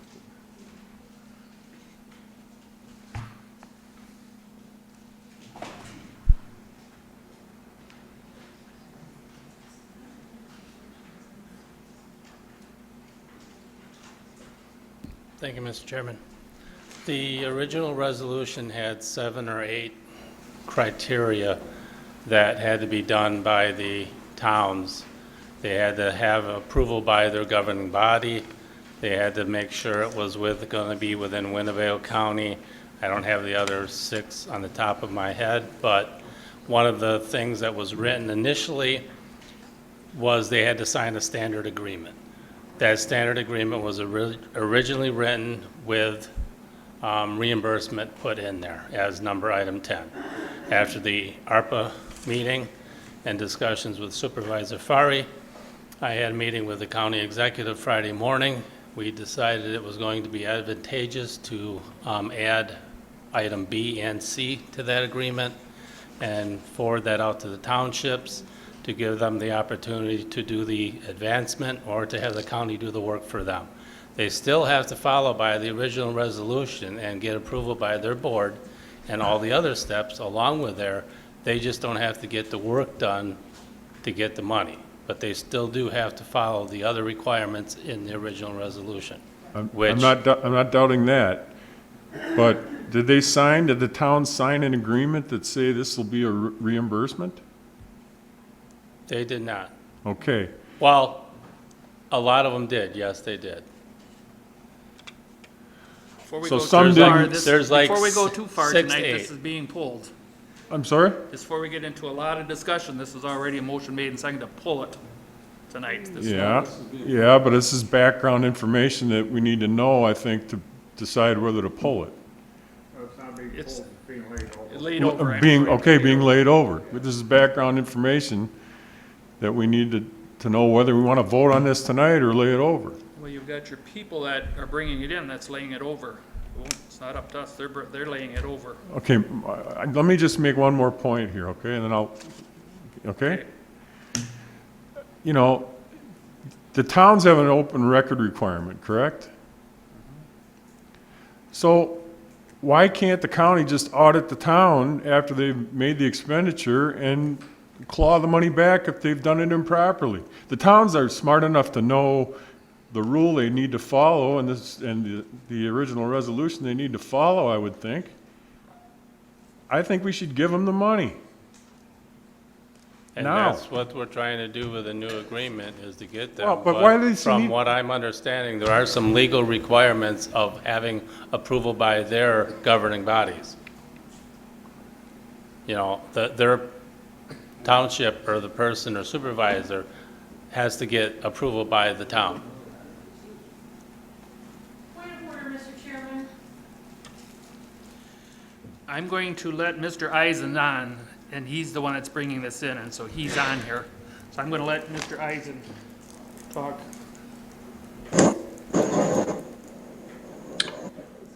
Thank Supervisor you, Eisen? Mr. Chairman. Can I be heard? Yes, loud and clear. You can turn it down a little Thank bit. you. Thank you. I've got an air conditioner at my back. It's 105 degrees here in San Antonio.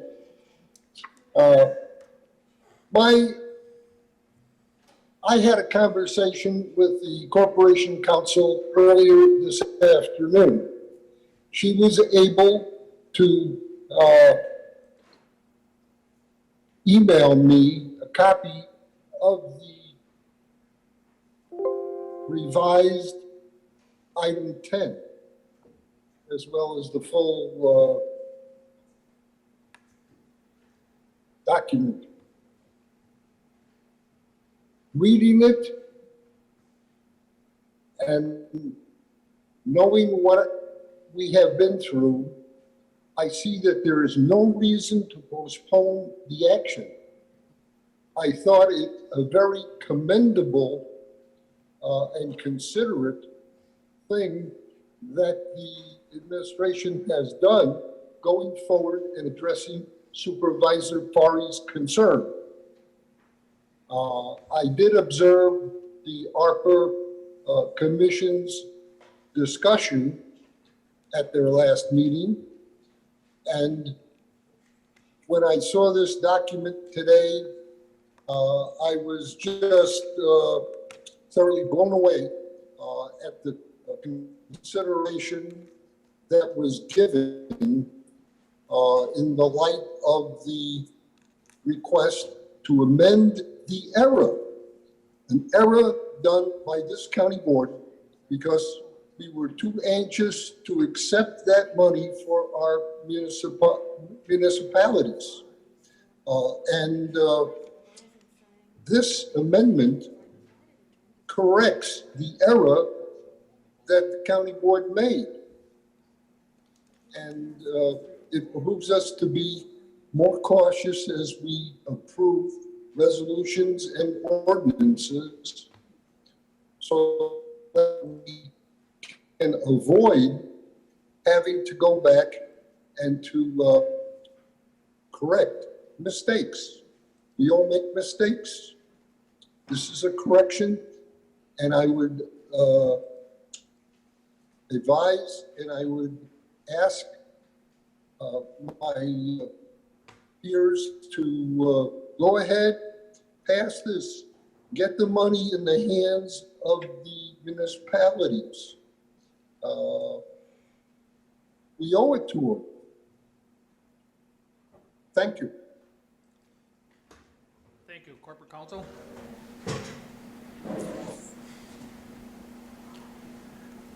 I just want to point out to the board, if this is voted on, why do I?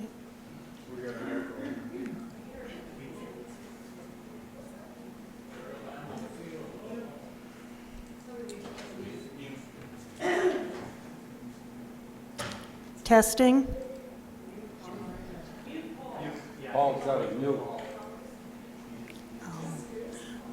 Supervisor Eisen, can you turn down your volume?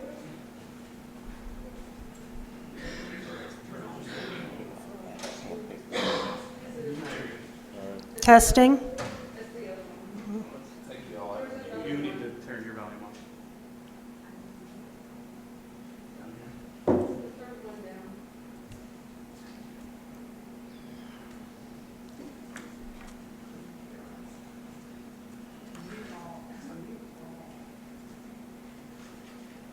Okay, corporate counsel. Testing? Okay.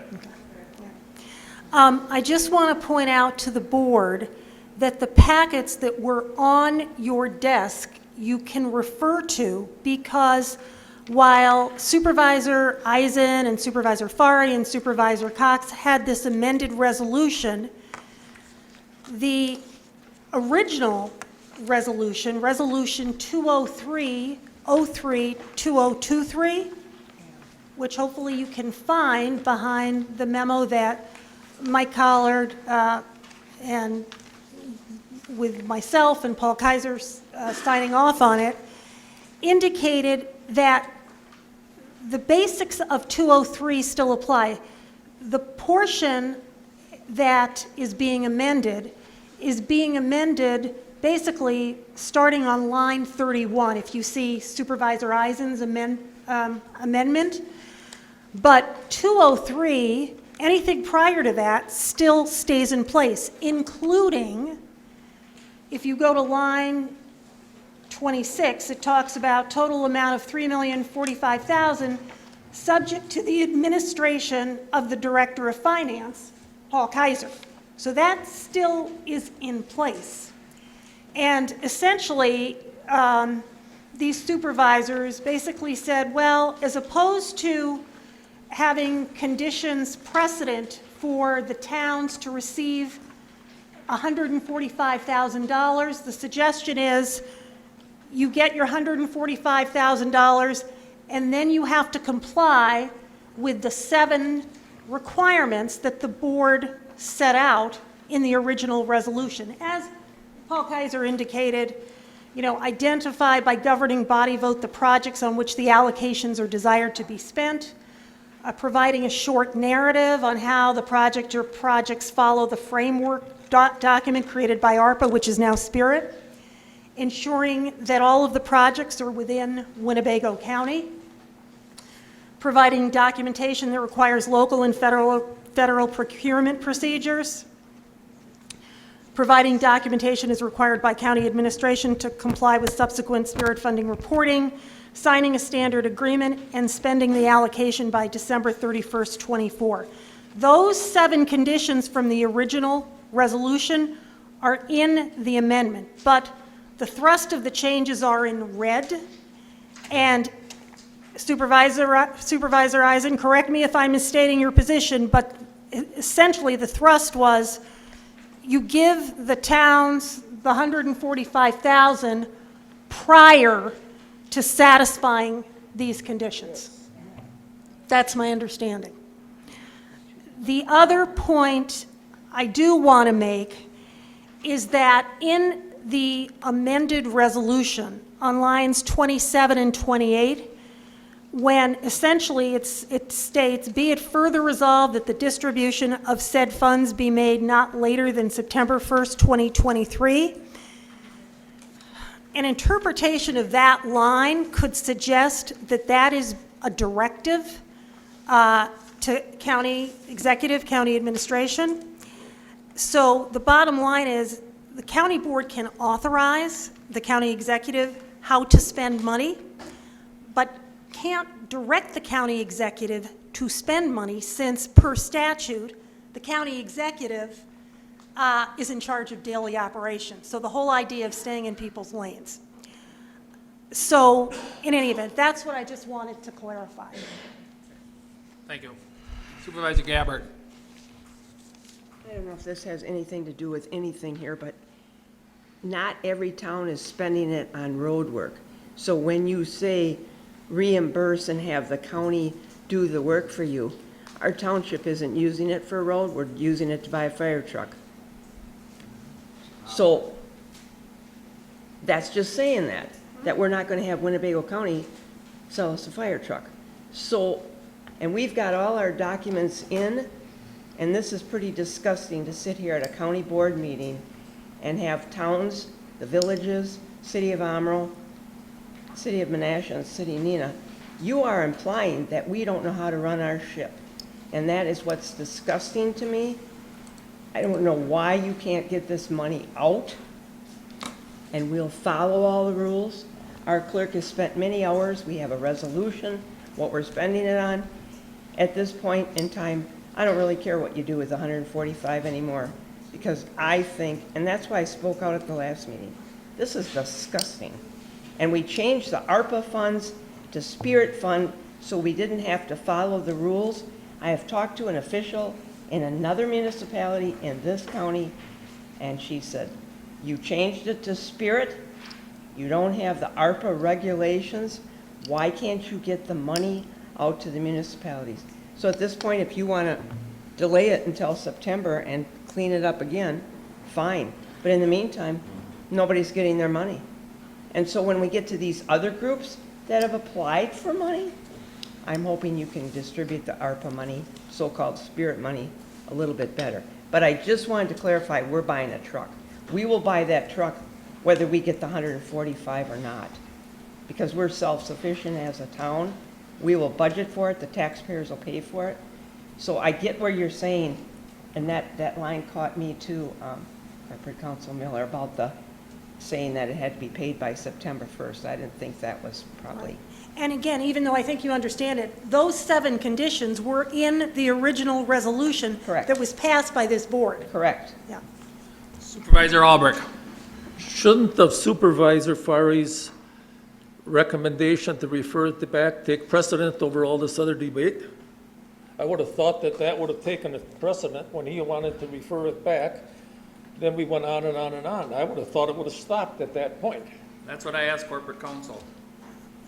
But Supervisor Fari was trying to explain why he wanted to refer it back, and then you. We're using the wrong words. Lay it over to Right. a date Right. certain Correct. is how it. Correct. And that's what I'm saying, that should have took precedent, I would have thought. Supervisor Fari? Thank you, Mr. Chairman. I was certainly not aware that Mr. Eisen had been contacted. I was not aware that he had been sent the revised document that I referred to. So as I referred to, I said, we need to wait, let him see it, and let him make the decision whether he wants to proceed. He just said, I think we all heard it, yes, I want to proceed. Did I hear that correctly? Given that fact, I will honor his, he's the person, the orator of the resolution. So therefore, I will withdraw my motion to lay it over. And I will introduce a motion to approve. I had a second on the motion to lay it over. Is that person concurring with my position? Seconded by Julie Gordon, Supervisor Gordon. You agree to withdraw? I move to approve.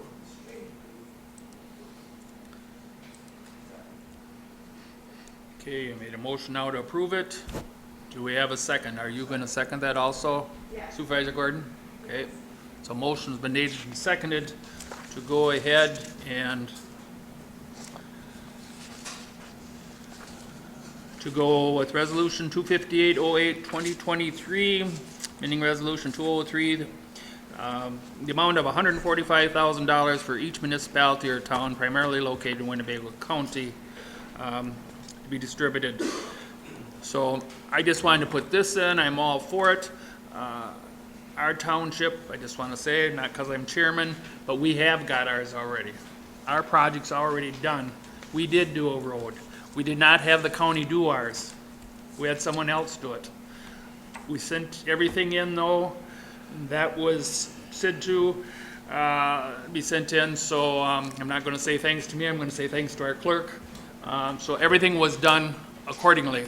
So I can tell you at least our money has gone out, and I don't know how many other ones. I know Ethan had said some other ones that were either was or was going to be going out at the Spirit Fund meeting. So I don't know, Mr. Kaiser, is there any other ones that's gone out, if I may ask? You don't have to say names, but any.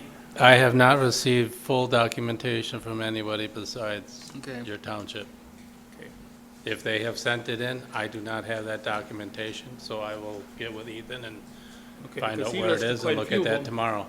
He had quite a few of them that he listed the other day. Supervisor Haran. Thank you, Mr. Chairman. I just want to say thank you to all of you who went about coming up with these 3 additional points. Thank you very much. It makes it so that there is clarity. And I believe that the municipalities will now understand what they need to do going forward. So I thank you for that. Supervisor Nussbaum.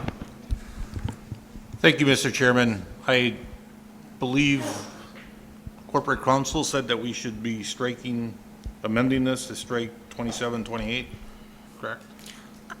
I'm concerned about the wording of that because essentially the board is directing the county executive or administration to distribute funds.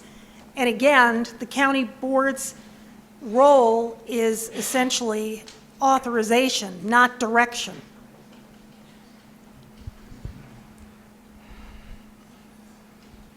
You and I always go around about this, I know we do, but, so it's been decided that this money be given out. Depending on what you folks do. Okay, we'll say it has.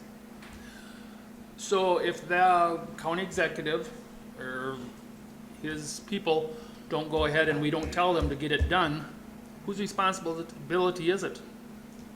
If we don't tell them to get it done and they don't have to do it, they don't have to? I'm just saying, if they don't have to, they don't want to? I mean, again, they're dealing with the daily operations piece. The county board is dealing with the policy. So that is the concern with lines 27 and 28. Now, you could certainly say the county board would really like this to be distributed as soon as possible. Stay by the microphones. Sorry. You could certainly say the county board would like this money distributed as soon as possible, but you can't basically tell the county executive when to do this. Mr. Kaiser?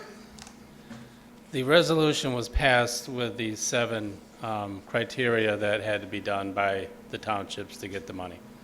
I was directed by this board to be the administrator. I was. The standard agreement was written up by the administration. I followed that. The funds were not distributed unless I had all points on target the way it was written and the board approved it. I went through after the ARPA Commission, based on Supervisor Fari's recommendation about some townships do not have the funds to be able to do this ahead of time. So on Friday, I worked with the county executive to put in rules B and C so that the townships could get me the 7 items they need and I could get them the funds.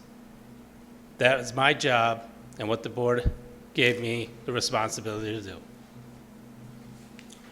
Supervisor Albrecht. Does Supervisor Fari have the right to change from referring it back in the 11th hour, now change it to something different? Well, so he was No, he originally wanted to refer it back. Well, actually, I think he actually wanted to lay on the table, but he can withdraw his motion, Okay, and that's but what. then he'd have to withdraw it. Right, So he's withdrawing it, or what? Yes, he did. yes, Okay. yes. Supervisor Salinger. Thank you, Mr. Chairman. I'll make a motion to attempt to honor the guidance that our corporation council is offering and delete lines 27 and 28, and then insert, I guess that'd be on line 10, a new clause, whereas the county board desires that the distribution of said funds be made as soon as possible. And my attempt is to just express in a whereas clause what the board's direction and desire is, while also not trying to cross any lines. Second. Motion made and seconded. We had some up here. Can you repeat that, Colby? What you wanted on line 10? Should have brought 10.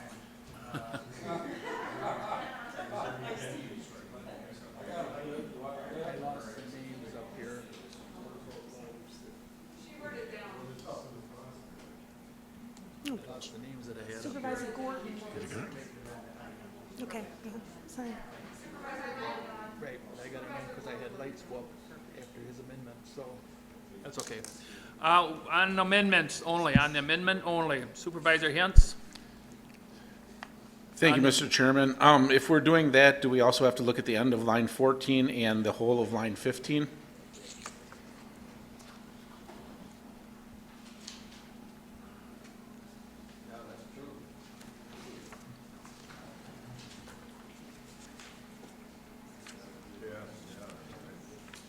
If you want to include that in your amendment.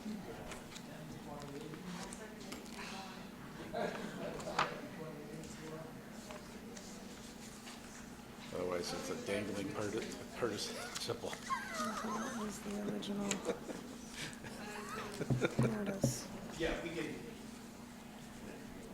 We're gonna do a friendly amendment, I would say, then? Yeah, that's what I was looking for, thank you. Do you want to tell them what it is so the girls get it up here? You would start it with strike, actually, at the end of line 13, you would strike everything after 32.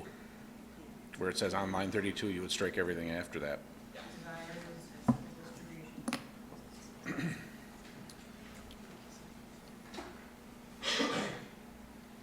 I didn't.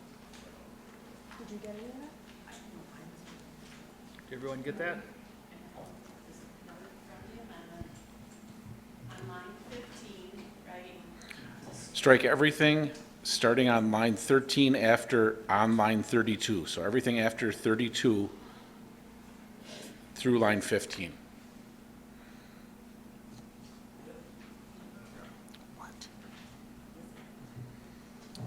Supervisor Gordon? Oh. Okay, thank you.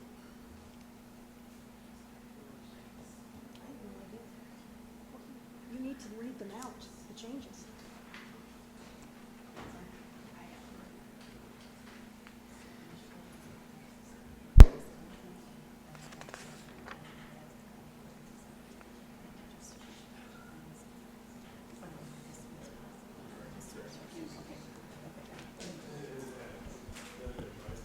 All right, for the amendment, we would be completely striking lines 27 and 28. And then on line 10, it would say, whereas the county board desires that the distribution of the funds as soon as possible, Wait, I'm sorry, desires, slow it down and read it. I'm sorry, Okay. desires. that the distribution of the funds as soon as possible That the distribution of the funds as soon as possible be made as soon as possible. be made as soon as possible. Okay. Okay, then on line 13, after the words line 32, you would strike the phrase which will serve as a request for the allocation on line 34, and insert the phrase, the distribution of said funds be made no later than September 1st, 2023. That would all be stricken.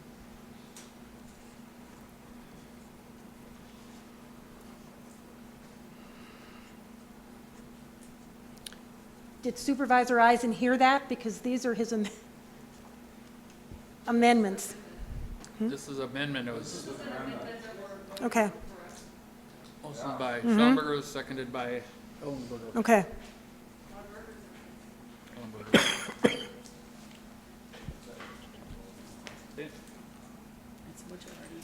All right, on the amendment.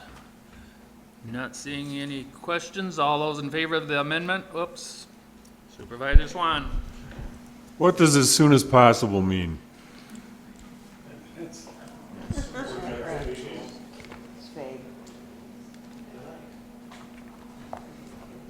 As soon as he'd like to, that's what it means.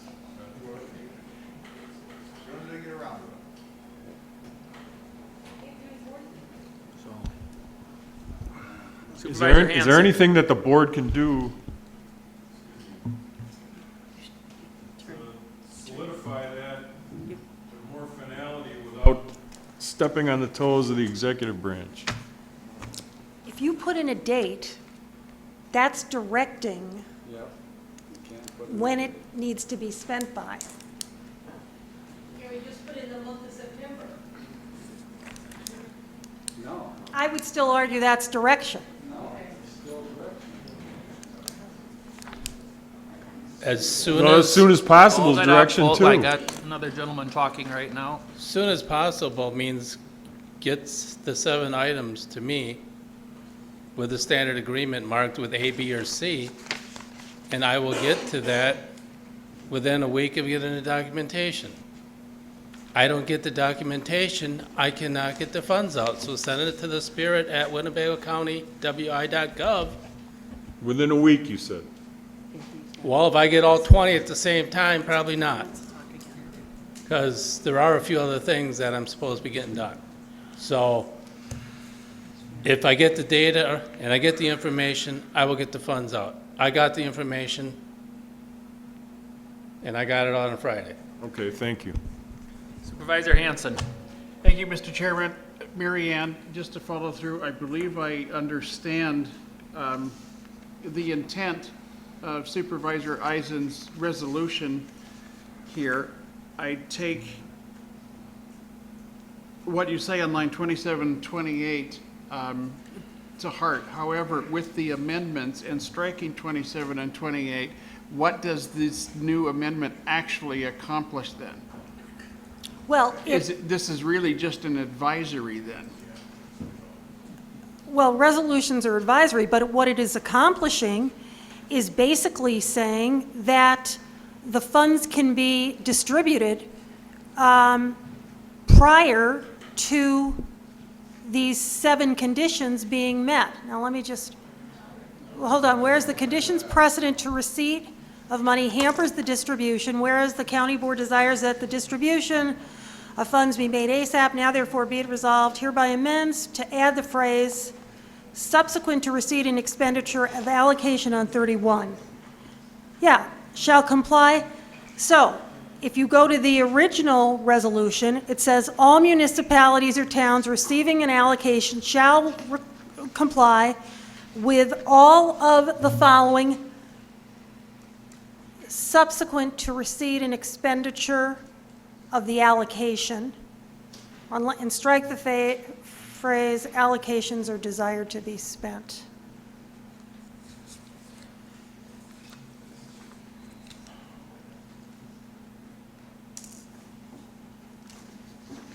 Supervisor Eisen, you wish to speak?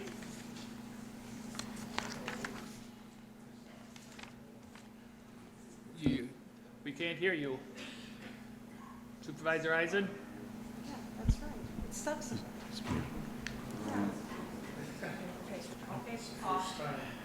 We can't hear him.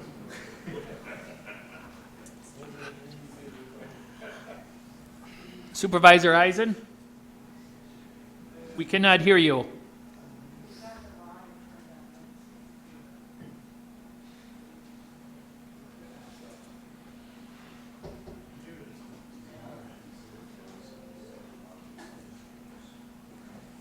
We still cannot hear you, Paul.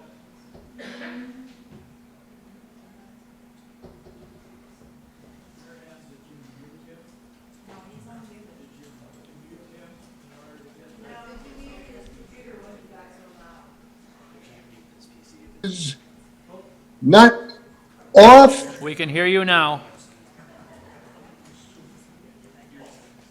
Well, thank you very much. It's very clear to me that this discussion is obfuscating the issue. The issue is that this county board made an error on resolution 203, 032023. The error was that the conditions precedent to the distribution of the money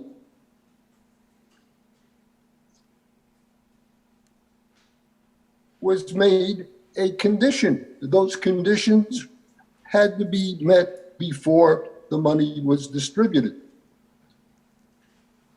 It has been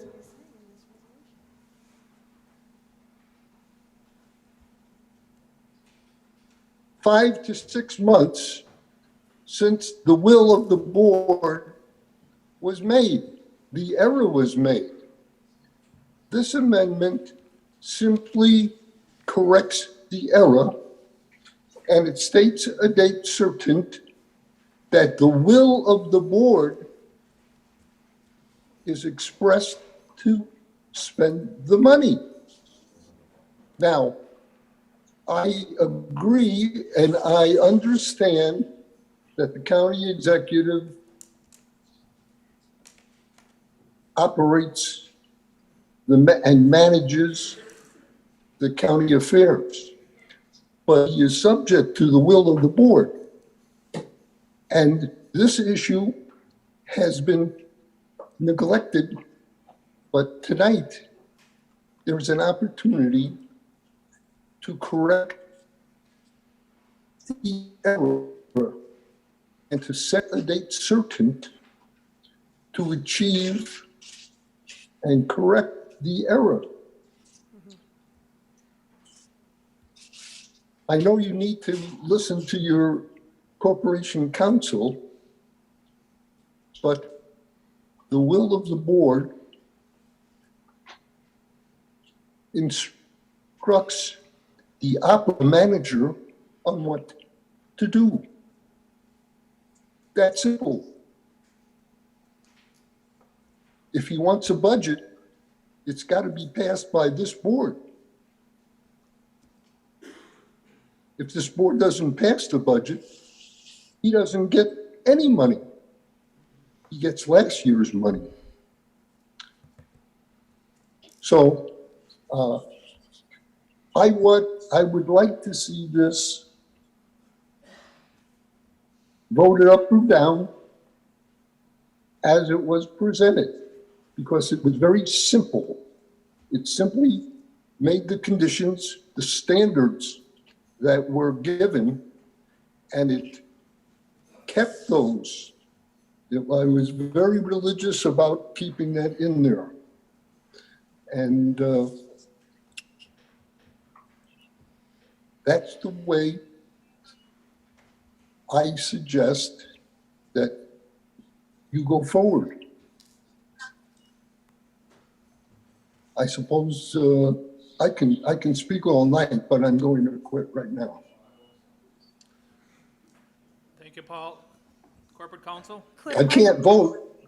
No, No, you you can't can't. vote. So if I could just respond to Supervisor Hansen's question, what it does is, on lines 16 and 17 of the amended resolution, you will see that in red, it says, subsequent to receipt and expenditure of the allocations. And it's prefaced by saying, all municipalities or towns receiving an allocation shall comply with all of the following subsequent to receipt and expenditure of the allocation. That's what this resolution does. It's clarifying that the towns can receive an allocation after these 7 conditions are met. Well, no, it says not precedent, it says subsequent. Shall comply with all of the following subsequent to receipt. See, That's the problem. You can't tell the municipality what to do after they get the money.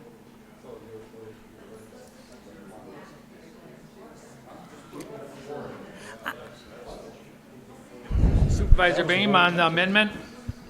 Yes, I think this whole thing really could be avoided with direction from the corporate council before this was presented to us. We're debating things that, like number 2728, shouldn't be in there in the first place. And so how did they get here? Is there not a flow and check diagram to keep us from voting on stupidity? Supervisor Nichols on the amendment? Thank you, Mr. Chairman. Line 17, the following subsequent to the receipt and expenditure of the allocation. Subsequent means after. So after receiving the allocation,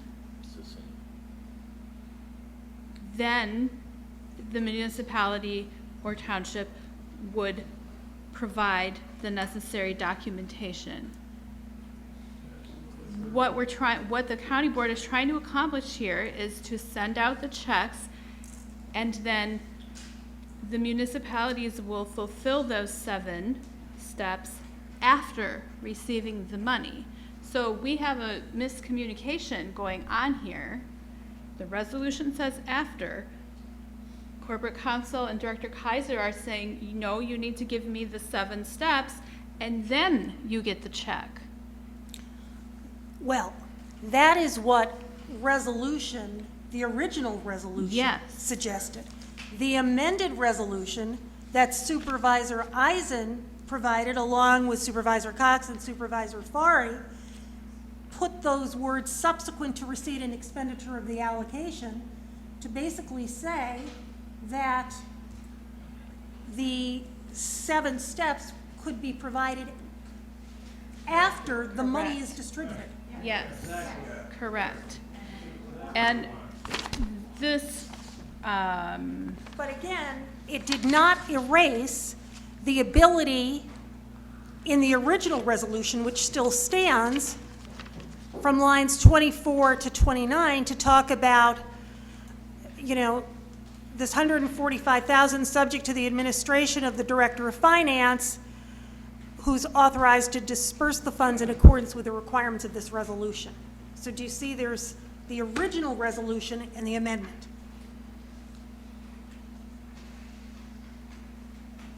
well, now you've sufficiently confused me again, because this amendment is trying to accomplish sending out checks. Yes. And the 7 steps being followed after. Yes, that's what this resolution is trying to do. Yes, but you're putting a big but at the end of that Well- regarding 20, well, I'm hearing a big but about the original resolution, lines 25 and 26. Well, because the original resolution, running from lines 24 to actually 30, based on Supervisor Eisen, Cox, and Fari's amendment, those original lines were not touched.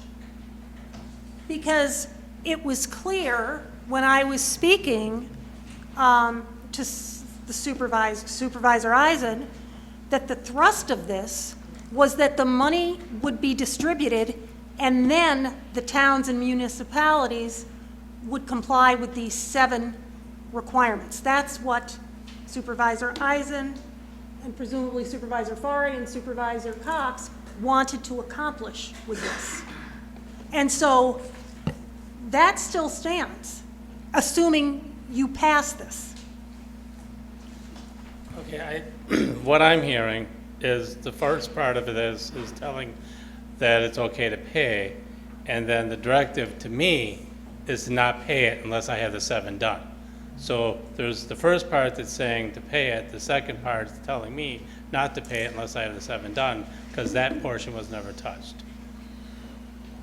is what I'm hearing. So we're accomplishing what we set out to accomplish, but not really. But not really. And this document that was provided this evening with the option of reimbursement, advance, or county work also seems to muddy things when paired with the amended resolution, because if we're supposed to send the checks out and then have municipalities comply with 7 steps, why would we be asking them if they want a reimbursement in advance or county work? We're So going too far. We're still discussing the amendment by Supervisor Schellinger and seconded by Brad Ellenberger. I'll just state that I think that perhaps some more work needs to be done here, and September might be a good day. The agreement that was sent out on Friday was to try to correct the situation without having to have another resolution passed. That was my goal of trying to get the money out to them by doing what I was dictated to do or told to do by the board, was to get the 7 things done. And to me, the agreement was what I wanted changed, so I had the ability to advance the money out to the municipalities when they abided by them 7 rules. Supervisor Stafford? Thank you, Mr. Chair. Amendment? On the amendment, but I think this will actually cover all of this. I am a bit confused, with all due respect to all of those who are on the ARPA Commission, why this wasn't brought up at the commission. It seems to me that this is something that should have been addressed within the body that's responsible for managing and overseeing this process versus trying to wordsmith a resolution. I mean, that's why we have committees and commissions, right? But I will say this much. I'm a little frustrated at the level of dysfunction that this whole process has brought to this point. You know, I know we talked about this back in March, and I think it was, I could be wrong, I think it was Supervisor Schlesinger who mentioned some concern about visibility and transparency and accountability, and I got to say, I have to kind of agree. I feel like this level of dysfunction is not healthy, and there are a lot of concerns that have been expressed. And I don't know what the answer is. It's actually one of the things I wanted to ask you about.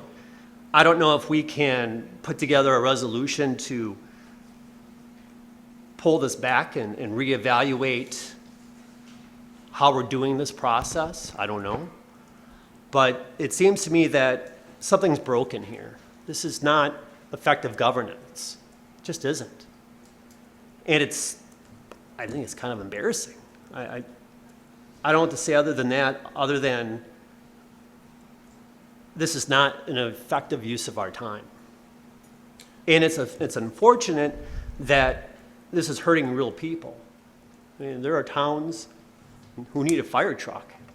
You know, this is life and death for a lot of people. And so I feel like we need to, kind of echoing a little bit with Supervisor Beam, you know, I feel like we need to get our act together a little bit on this. And it's, like I said, I don't have any answers, but there's just such a lack of trust, and it's just convoluted and confusing, and there's no line of sight through any sort of committee. And it's not just this specific one, but no committees of jurisdiction see any sort of ARPA spending and have an opportunity to vet to make sure this is what's right for whatever department we're talking about. I mean, there's just so many holes in this. So I support doing this because we've promised this money. And however we want to do it, we have to make sure that whatever we do tonight actually is an action to what we're intending. And then beyond that, I do feel that we need to figure out a better process here. This is not working. So, thank you. I will agree with you wholeheartedly, but I will say this was discussed about at the last Spirit meeting, and that's how some of these things come out of that Mr. Kaiser said, where he brought these things up and talked to Vice Chairman Fari and some of them. So it was talked about, but not to the extent like I know that you're thinking of. And I would also point out, as you know, in the rules, the county board rules allow supervisors to bring forward pieces of legislation, which all of you have. Obviously, if you bring it forward through a committee, there's more vetting, but the rules, until they're changed, allow any supervisor to bring forward a resolution, which you all know. Vice Chairman Fari. Thank you, Mr. Chairman. You're correct. This was discussed at the ARPA Commission. It was quite a lengthy discussion, actually. We did not discuss a resolution pending before us tonight, we discussed whether or not B and C could be added to number 10. I think if we sit back and evaluate the resolution pending and B, which would be to advance the money to the towns, you're going to reach the same conclusion. The same point is valid, either in the resolution or with the, and I do thank you for providing that, the opportunity for the towns to get the money advanced. So that's just my thoughts on it here. Vice Chairman Nelson. I shouldn't say Vice Chairman. Yeah, Board member. I certainly hate voting on something that is amended and re-amended, and then we scratch out some stuff, and then we add some stuff.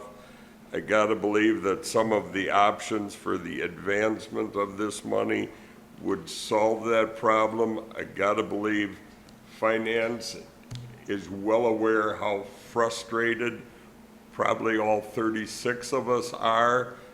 I believe that a lot of this could be handled within a month, knowing how frustrated we are without voting on something that's been amended and re-amended and amended again. So I'm all for getting the money to the municipalities, but I would end up voting no on this resolution the way it's been presented over and over and fixed up. I think if we're going to, if A and B and C don't solve the problem, we can come back with another resolution. But I gotta believe the message has been received by everybody that we want that money distributed as soon as those towns, cities, villages provide those 7 options. 7. Vice Chairman Harrison. Vice Chairman, County Board. Thanks a lot, Mr. Chairman, I appreciate it. I'm totally confused, I guess. I'm thinking back now, way back in March or May when we okayed this, and the 7 rules or the 7 things you had to do were on there. So that didn't change. So you mean to tell me that for 5 months, all these municipalities, towns didn't know the rules, and all of a sudden now they're kind of not getting their money and they don't know why? I asked a couple times in the past about this, and the answers I got were, well, there's some different rules coming up. Each township or a county, or each township or they have some other rules that we have to go over, so that's why they're not getting their money. But I never heard anyone say, I'm getting those rules together, I'm getting all those 7 things done, and I'll get my money. So now we have this proposition, which is almost the same as before, except we would like to, one, give them the money now, but we can't do that, or we can't tell them when, and we would like to give it to them as quick as we can or get it out.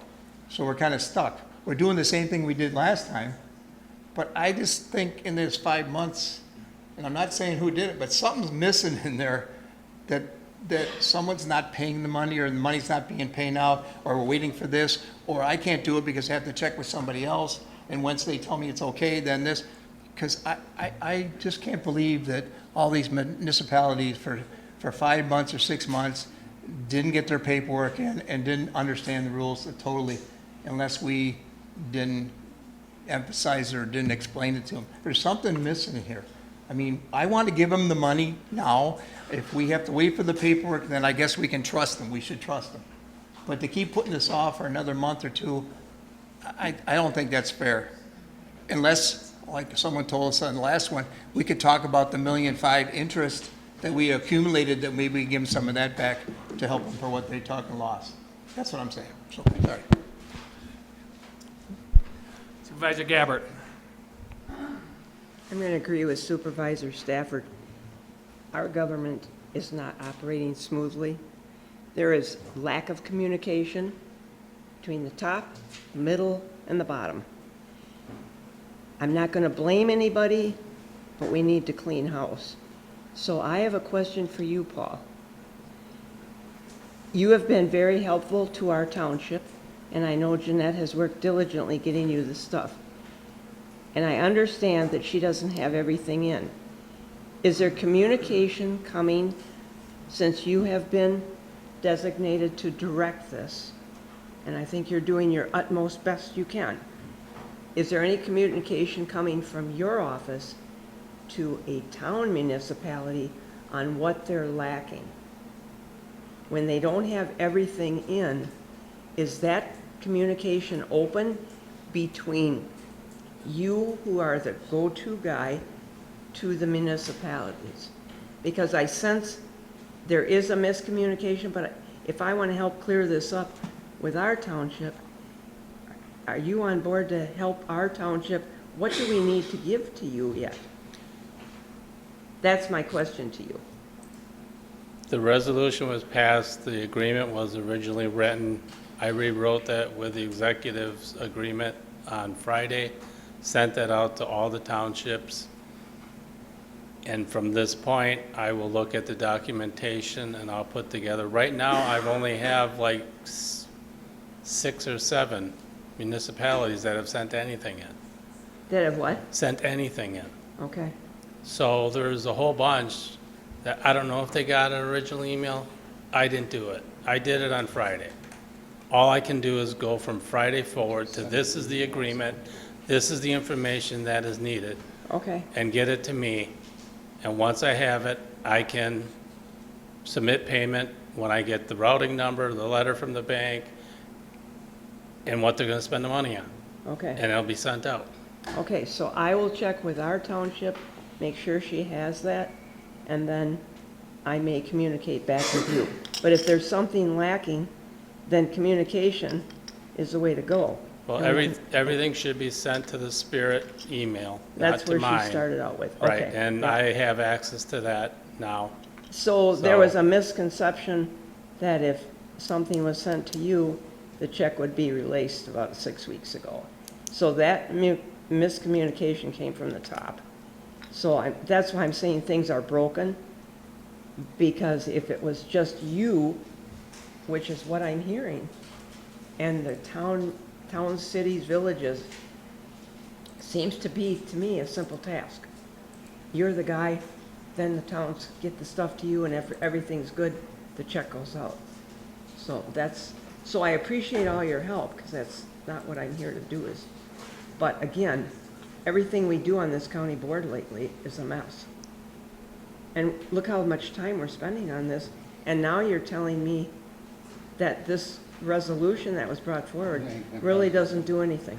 Doesn't do it. And we've spent an hour on it.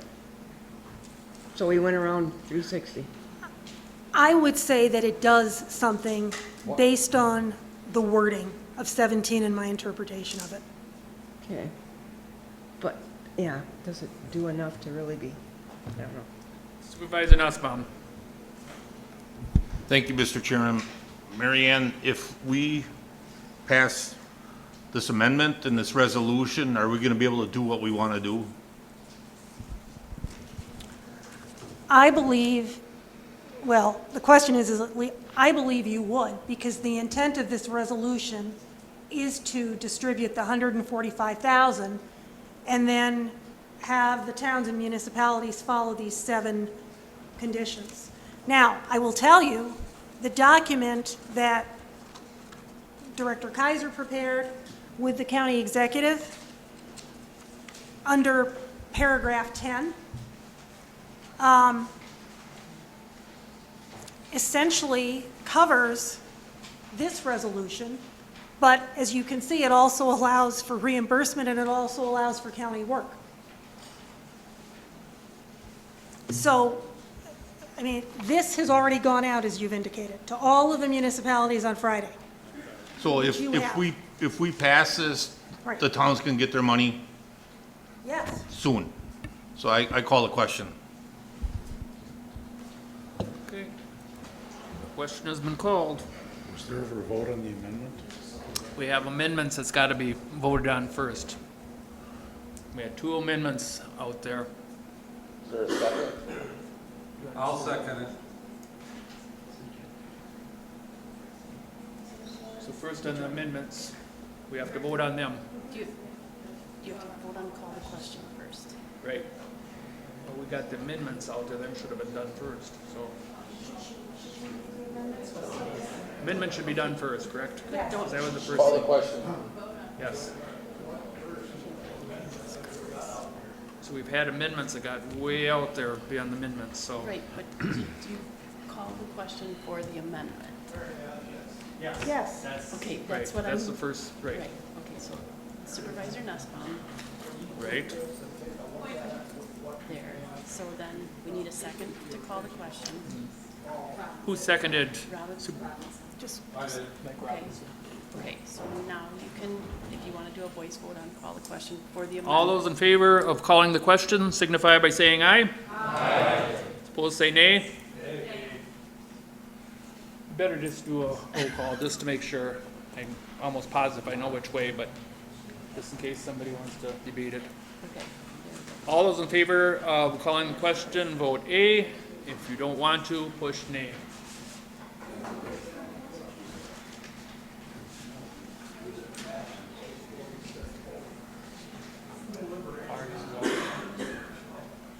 Okay. Oh, Yeah, you see, he's back.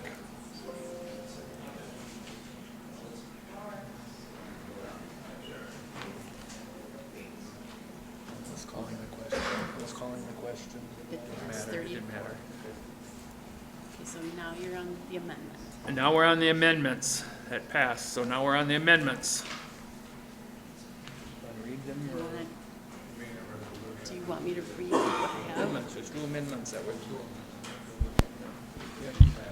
Okay, the amendment that I have is to delete lines 27 and 28 and insert on line 10 a new clause, whereas it would read, whereas the county board desires the distribution of funds be made as soon as possible.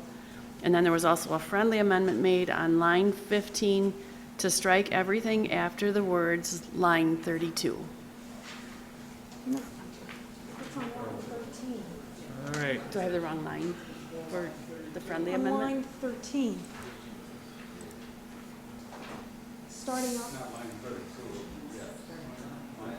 No, after the words line 32. on line 13 and 13. through Okay. line 15, Okay. right?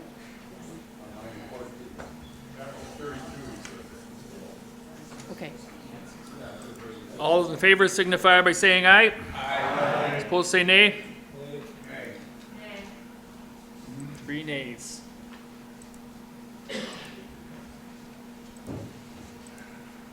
Now, on the original resolution, we'll do a vote on your machines for this. If you're in favor, push A. If you're against it, push nay.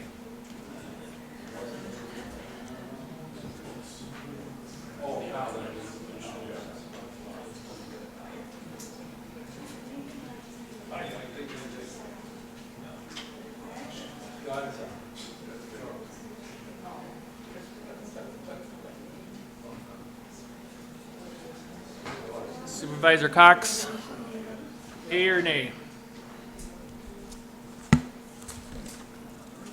Supervisor Albert? Is yours not? Supervisor Albert? Point of order. I would like to have this resolution referred back to its 3 original authors. No. He has a right to ask, so, but there's already a motion made and seconded on the floor, unless he gets enough, go the other way. And not hearing any second on that, Supervisor Albrecht?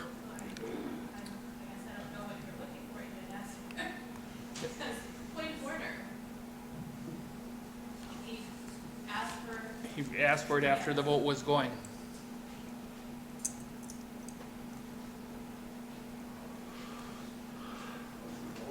Are you going to vote, Supervisor Albrecht?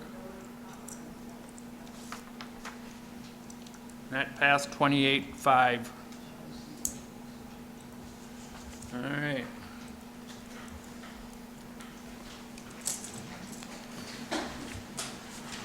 Next is resolution number 25908, 2023, procuring for naming Winnebago County facilities submitted by Facilities and Property Management.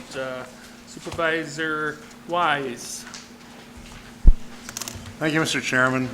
I'd like to introduce a motion to approve Resolution 259-082023, a procedure for naming the Winnebago County facilities, and I would like to speak a little bit afterwards. That's seconded by Supervisor Flom. You have the floor, Supervisor Wise. Thank you, Mr. Chairman. On line 29, it says, where it says attached procedure for the facility naming to be adopted. It was not included with the original mailing. It was included on your desk today. So that does, just wanted to alert you if you were looking at what was sent to you versus what is here. This was introduced by the Facilities Committee because we really did not have any policy that was in writing. We had directives that said that, okay, this is probably the good intent, but it was never our policy. So we spent a lot of time on this to get it to an actual policy. Thank you, Mr. Chairman.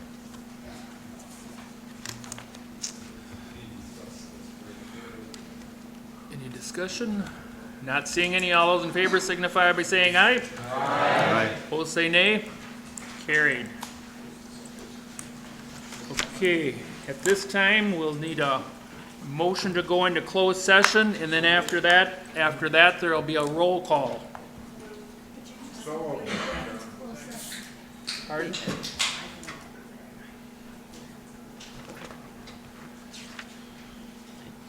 Motion should cite the basis. So we should read this. Motion to go into closed session, and you read this pursuant to. They said I was supposed to do that, and then read this. Just say motion to go pursuant to consider a motion to. That's what she's Okay. doing. We need a motion to go into closed session pursuant to section 19.85 parent 1 parent G Wisconsin statute. At this point in the meeting, the board shall consider a motion to convene into closed session for the purpose of conferring the legal counsel for the governmental body who is rendering oral or written advice concerning strategic to be adopted by the body with respect to litigation in which it is or likely to become involved as related to Snell Road landfill claim for a groundwater event. Motion made and seconded. Now we have to do roll call.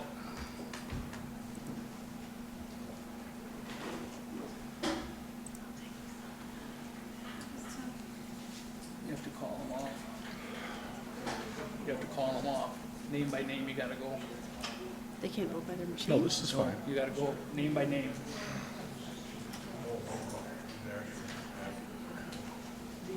We didn't bring any. Just read them right off there. Okay. Read them right off there, it's up there. Supervisor Dowling? Here. Supervisor Nichols? Supervisor Borchert? Here. Paul's absent. Supervisor Haran? Here. Supervisor Defferding? Here. Supervisor Ellenberger? Here. Supervisor Wise? Here. Supervisor Nussbaum? Here. Supervisor Stafford? Here. Supervisor Albrecht? Here. Supervisor Gabbert? Here. Supervisor Binder? Supervisor Swan? Here. Supervisor Robinson? Here. Supervisor Flom? Here. Supervisor Gordon? Here. Supervisor Ponzer? Supervisor Belleville? Supervisor Ernst? Supervisor Hintz? Supervisor Zelmer? Supervisor Skellinger? Supervisor Buck is absent. Supervisor Powers? Supervisor Hanson? Supervisor Cox? Supervisor Gustafson? Supervisor Youngquist? Supervisor Fari? Supervisor Harrison? Supervisor Zastera? Supervisor Egan? Here. Supervisor Beam? Supervisor Nelson? And Supervisor Miller. Okay, anyone's name that was not read off, unless legal counsel has you up here in front, we ask that you leave the room, please. This will be a closed session, and I will remind you, as will legal counsel will too, this is a closed meeting, and what is said in here stays in here. So. The Winnebago County Board is currently in a break. For a schedule of all GovTV programming, visit our website at oshkoshmedia.org.